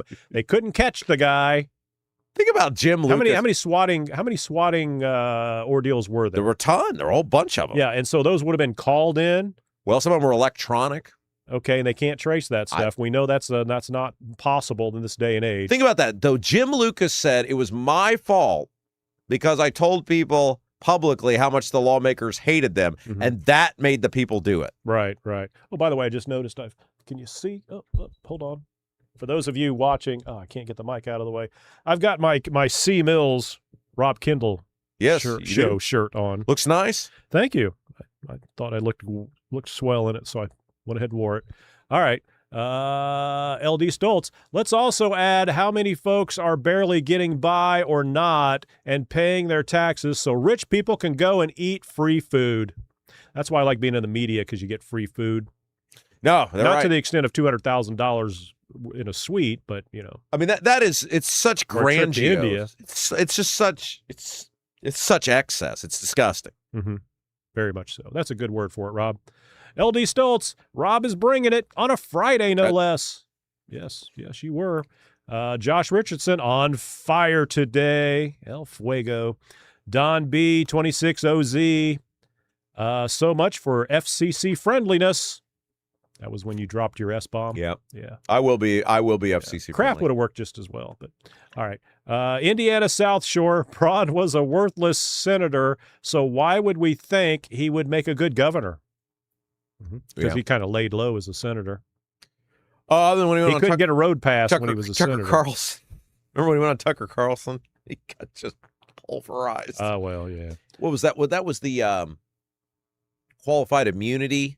He did the two things when he was a senator, and I think they were just like, no more interviews for you. The qualified immunity, and then he did the thing about the marriage, where he basically was saying the states should be able to. What was it that he said about marriage? I think he said something like the states should be able to police marriage, and then he got asked about if black people should be able to marry white people, or the state should be able to police that, and he took his foot in his mouth on that. He had a rough time the couple times he did some interviews in Washington. MLM Warriors, nice shirt, producer Jason. Thank you very much. Rob Kendall Show shirt. Need to find out how much he paid. We got to get some shirts. Got to make some shirts available. And as well, I guess we need, according to Wino Gina B, we need some Rob Kendall Show car stickers. Oh, yeah. Yeah. MLM Warriors, I see Rob is a Pepsi drinker. Yes, he is. I am. I've been a Pepsi man for years. Yep. Okay, here we go. You know why I became a Pepsi man? Why is that? Because they sponsored the Chicago Cubs. So when I was a kid, every day I would just see one Pepsi ad after another. So it didn't have anything to do with taste. No. I can't stand the taste of, well, of course, I don't drink soda anymore. I know you don't. It's bad for you. Yes. All right, Indiana South. Well, here's how it works in my house. Everything I do is pretty much leftovers of other people. Okay. So like last night, I went out, got my kid food. I know she's not going to eat all of it. I just eat whatever she doesn't eat. This soda, it was like half full. My wife opened it. I'm like, I know you're not going to drink all of it. So then I brought it with me. So so you brought a flat soda with you. Look, that's the sacrifice you make in the tough times of our economy. Like if I know people aren't going to finish their stuff, there's no reason for me to waste a whole nother one. Just clean Rob's up other the people's family messes. vacuum cleaner. All right. Steve Green with an E. The media is part of the machine. There will never be tough questions given to politicians or big business. You were talking about Andrew Ireland, how he gets all these shows and it's all, will you be my buddy? Will you be my friend? The guy's so boring too. Like, can I say I know you? Will you sign my chest? Some of these politicians, some of them, not many, but some of them are entertaining. Like they know how to play ball. Like, so you have them on, even if you disagree with them, and it's like, okay, it's entertaining. He's so boring, and they act like when he's on, like it's some big deal. And he does this stuff. Like his new thing is the wheel tax. He's so angry. Andrew Ireland is a state rep from Indianapolis, and he's so angry about the wheel tax. And he's on this crusade about the wheel tax. And I'm watching this going, you voted for a budget that raised taxes by $1 billion. And you have the audacity to be mad about $50 million in tax increases from the city of Indianapolis. I am a product of the public school system. $1 billion sounds more than $50 million to me. So your tax increase is fine. Theirs is not. And yet he goes on these shows and nobody ever looks at him and goes, you are a complete hypocrite. Explain why your $1 billion is fine, but the $50 million is not. Right after we go play golf. All right. Steve Green with an E. I did happen to catch a hard-hitting segment on the Ice Cream Social somewhere in Indiana. Must have been on another show. Nothing wrong with ice cream. And the old man. I do love me some ice cream, so I agree with the old man on that one. All right. Baby Fish Mouth. Oh, snap. Will there be potato salad? I think that was in reference to that would have been earlier for somebody mentioning about the John Rust event. Oh, yeah. John Rust event. Right. There will be potato salad, according to John, who says, after all the talk on potato salad, I will get with Tina to add that to the Oktoberfest event. So there will be potato salad. And Liam, hopefully mustard potato salad. Yeah. So I think C-Mills clarified that it was mustard-based potato salad. Okay, there we go. So I think everybody will be happy. Okay. Driver, 9,000. I can't do that in a year. Okay, now we're talking about Michael Munger's $9,000 Social Security check on a monthly basis. I can almost live a year on that. That'd be like almost my yearly salary here. Now, he did clarify that is for him and his wife. This is both of them. But yeah, Munger's done very well in his life. Now, the bigger... See, that's right. I should have remarried. Somebody rich? A woman with a job. Yeah. That's not worth it. I'd rather be poor. Sorry. Munger is very candid, and he's using it to set an example of. Well, he's an economist. He's a Duke professor. He's they don't pay. He's very wealthy. Yeah. But his point he's trying to make is, I paid into this system, so he's getting his money back that he paid in. It's not like he's stealing from the fund, but also a guy who's very wealthy is getting $9,000 a month, right? Like he's saying the same thing we've said on this show for years. We're going to have an honest conversation. We're going to fix Social Security. A guy his level of wealth can't be getting $9,000 a month. Of course, he's going to take it because he's paid into it. But at some point, we just got to say, you're not getting the money back that you paid into some people. That is correct. He must have paid a lot in. Well, he's very wealthy. I can assure you. Multiple homes. Yeah. So the driver, he says, I can't do that. $9,000. I can't do that in a year. How can he do that in a month? Should have been an economist and not a cowboy. Apparently, well, he has traveled the world. He is an in-demand speaker. He gets paid to go speak. All works at Duke University. Writes paid to write articles. All this sort of stuff. Yes. He is a brilliant man and is compensated accordingly. And a lot of people that are wealthy, it's not the thing they do that makes them wealthy. It's how they've invested that money that has then made them wealthy. Very true. Yeah. Very true. Rocklaw's driver. When I was a business major in the 80s at Ball State University, the smart students were an econ and finance major. Unlike me, who was in journalism, because that was a profitable road. This is the mistake I made. I didn't want to, because I originally went to school for business, and then I saw the math class and the stats class, and if I'd have just, because I mean, I could have passed them. It's like I could have paid somebody to. It's like, I think back on that now, and it's like, damn. Yeah, should have cheated. I should have just done it, because getting a business degree would have helped me so much more. All the stuff I had to learn on the fly. Yeah. Versus, you wouldn't be here, though, Rob. Yeah, you're right, buddy. I wouldn't be here. Entertaining. Yeah, you're right. I wouldn't be here, and that'd be a shame. This goofy little show. Shrog Sandwich. Haven't seen Shrog in a couple days. I was wondering about you last night, Shrog. Wondering why you weren't in the chat. Morning from North Carolina today, family. So she's in North Carolina. I believe she's in the hill country. How exciting. The western part of the state? I think so. She said something about the mountains and reception being bad. That would be the western part of the state. There we go. We've been through there many times. Yes, sir. The 06010 board. Thanks, Professor Munger. We will post that interview up once we get off the air today, for those of you who want to go back and relive that, as well as our interview with Nikki Kelly. Hugbox. The last guest was such a joke. Apparently, didn't care for Mr. Munger. You didn't like the realities of the economy. Like, what would you have preferred him to say? I'm not really sure. Vic Ferrari, I'm late. Did I miss the Trump bashing already? No, I think Rob sprinkled that out pretty well throughout the entire show. So I think you probably got enough Trump bashing. Ethan Hatcher, Greenwood is going to pass that wheel tax anyway, no matter what Hogsett does. Yeah, Greenwood's adding that $25 on top of you're donezo, buddy. You're donezo. Yeah, and then don't they have a law where they're able to start doing an income tax here pretty soon? Oh, the income tax is coming. They're already got that piece of paper on their table. They got a few years to wait, and then the income tax is coming. Are we going to do that? Yeah. Yes, sir. All right. Brandon Peterman. Sounds like a Seinfeld. Yeah, Jay Peterman. There we go. This is Brandon. Brandon Peterman. Dominion dropped their case against Mike Lindell a month or so ago when it got to the point of discovery.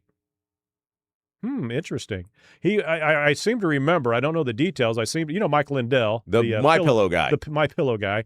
Kind of goofy, but he's I don't know. But I think he sued about that, and he was talking trash about how the election was rigged. So Dominion sued him, but then they dropped the case right before discovery, because discovery, for people that don't know, means that Mike could have got all their inside communications and all that kind of stuff. So they conveniently decided not to sue Mike after that. So who knows?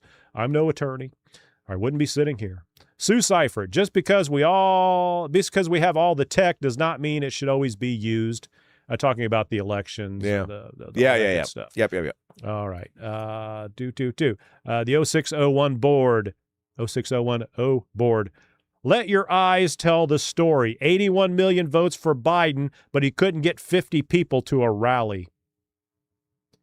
Yeah. He'd go to the ice cream stand and there'd be 12 people standing there, and he'd dribble his ice cream like a 12-year-old. Well, that's where them changing the election laws allowed a whole bunch of people to vote who wouldn't go stand in line to go vote. And that's where it comes back to, they should have focused on the mail-in voting and the voter ID. Oh, MLM Warriors. We forgot to point out that today is national, not local, it's national Peach Ice Cream Day. Oh, how exciting. Well, they had to make a day for it because probably nobody eats peach ice cream because it's... Peach cobbler? I mean, I don't know. That's like, I don't know. That doesn't sound appealing to me. You ever had peach cobbler? Yeah. Just peach ice cream, I'm not sure. That'd be like sherbet, wouldn't it? I don't know. MLM Warriors, though, loves the Nikki Kelly sign that she had in the background. If you haven't seen that, you go back and watch that. Go back and watch that video. Yes, Schoolhouse Rock. Didn't mean to cut you off there, Rob. KT Dance 2002. Fix our roads, then. Crossroads of America is feeling like potholes of America. How can you even consider tolling such cruddy roads? Embarrassing when you cross the Indiana-Ohio state line on 70, as well as the Indiana-Illinois line on 70. You're a traveler. I'm adding that. Yeah, and I always seemed to the people I was working for when I was traveling were northern Illinois in the Chicago area, so I was always driving up 74. And I always enjoyed it because you don't get a lot of semis, a lot of traffic on 74. You rarely ever get two semis crawling at a snail's pace beside each other. So as opposed to 70 where that's all it is. But 74 is pretty well maintained because there's not a lot of truck traffic. But 70, that's just awful, as anybody that travels it knows. Bartelt Farms back in again. The problem with the Indiana Republican Party is they've forgotten what it is supposed to mean. Low taxes, small government, free enterprise. Yeah, bingo.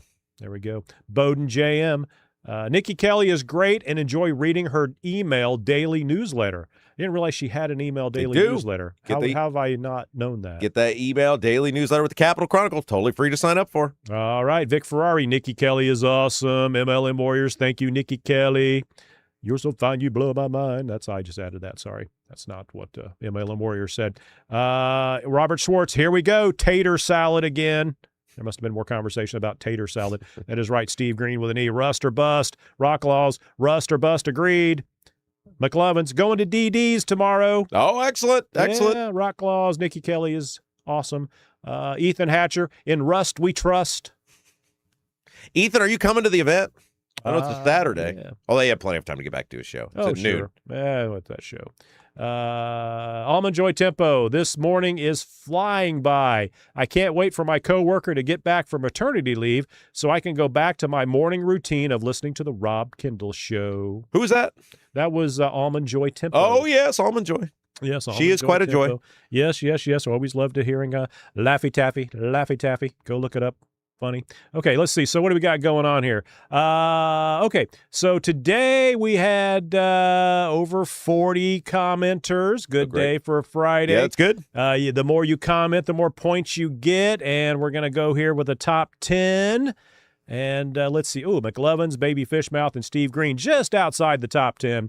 But at number 10, congratulations, Charles Ludi. Woo!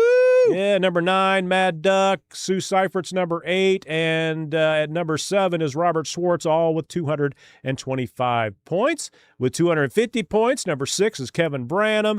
And number 5, Josh Richardson, both, again, 250 points. The Old Man, 68, 275 points. Rock Laws, 375 points for number 3. Along with Driver, 45-62, 375 points at number 2. And, Kevin dropped all the way down to number 6 there because he was allowing others to he stepped aside for today. Gracious. Yeah, but we'd rather have you in there chatting, Kevin. Don't hold back. Yeah, it's you got to go. Fun little thing here. You got to go. Number 1 today, I think this is tops of all days that we've done this. 500 points. That's a lot of chatting. MLM Warriors. Oh, congratulations. There we go. Awesome. Yeah, awesome nice. sauce. All right. So the chat brought to you, as it always is, by Black Sheep Plumbing. Thanks to John McKinney for that. Thanks to John Rust for the third hour. And I guess everybody have a great weekend. I'll see you so long. All right, that's going to do it for us this week. You guys have been amazing as always. Next week, it's episode number 100, and we couldn't do it without you guys. You guys take care of yourselves this weekend. Stay cool out there. Check on your neighbors. Check on your friends. Don't forget, Statehouse Happenings is up. If you get a little hankering for the Rob Kendall Show over the weekend, Statehouse Happenings is there, and it's like a 30-minute, addition to the Rob Kendall Show. Biggest stories of the week in Indiana politics and government crammed into 30 minutes. Jim Merritt, Abdul, and myself. Check that out. Give us a thumbs up, please, if you would, before you go today. That really helps us grow the program. And we will see you right back here on Monday. For producer Jason, I'm Rob Kendall. You've been watching. You've been listening to Rob Kendall Show.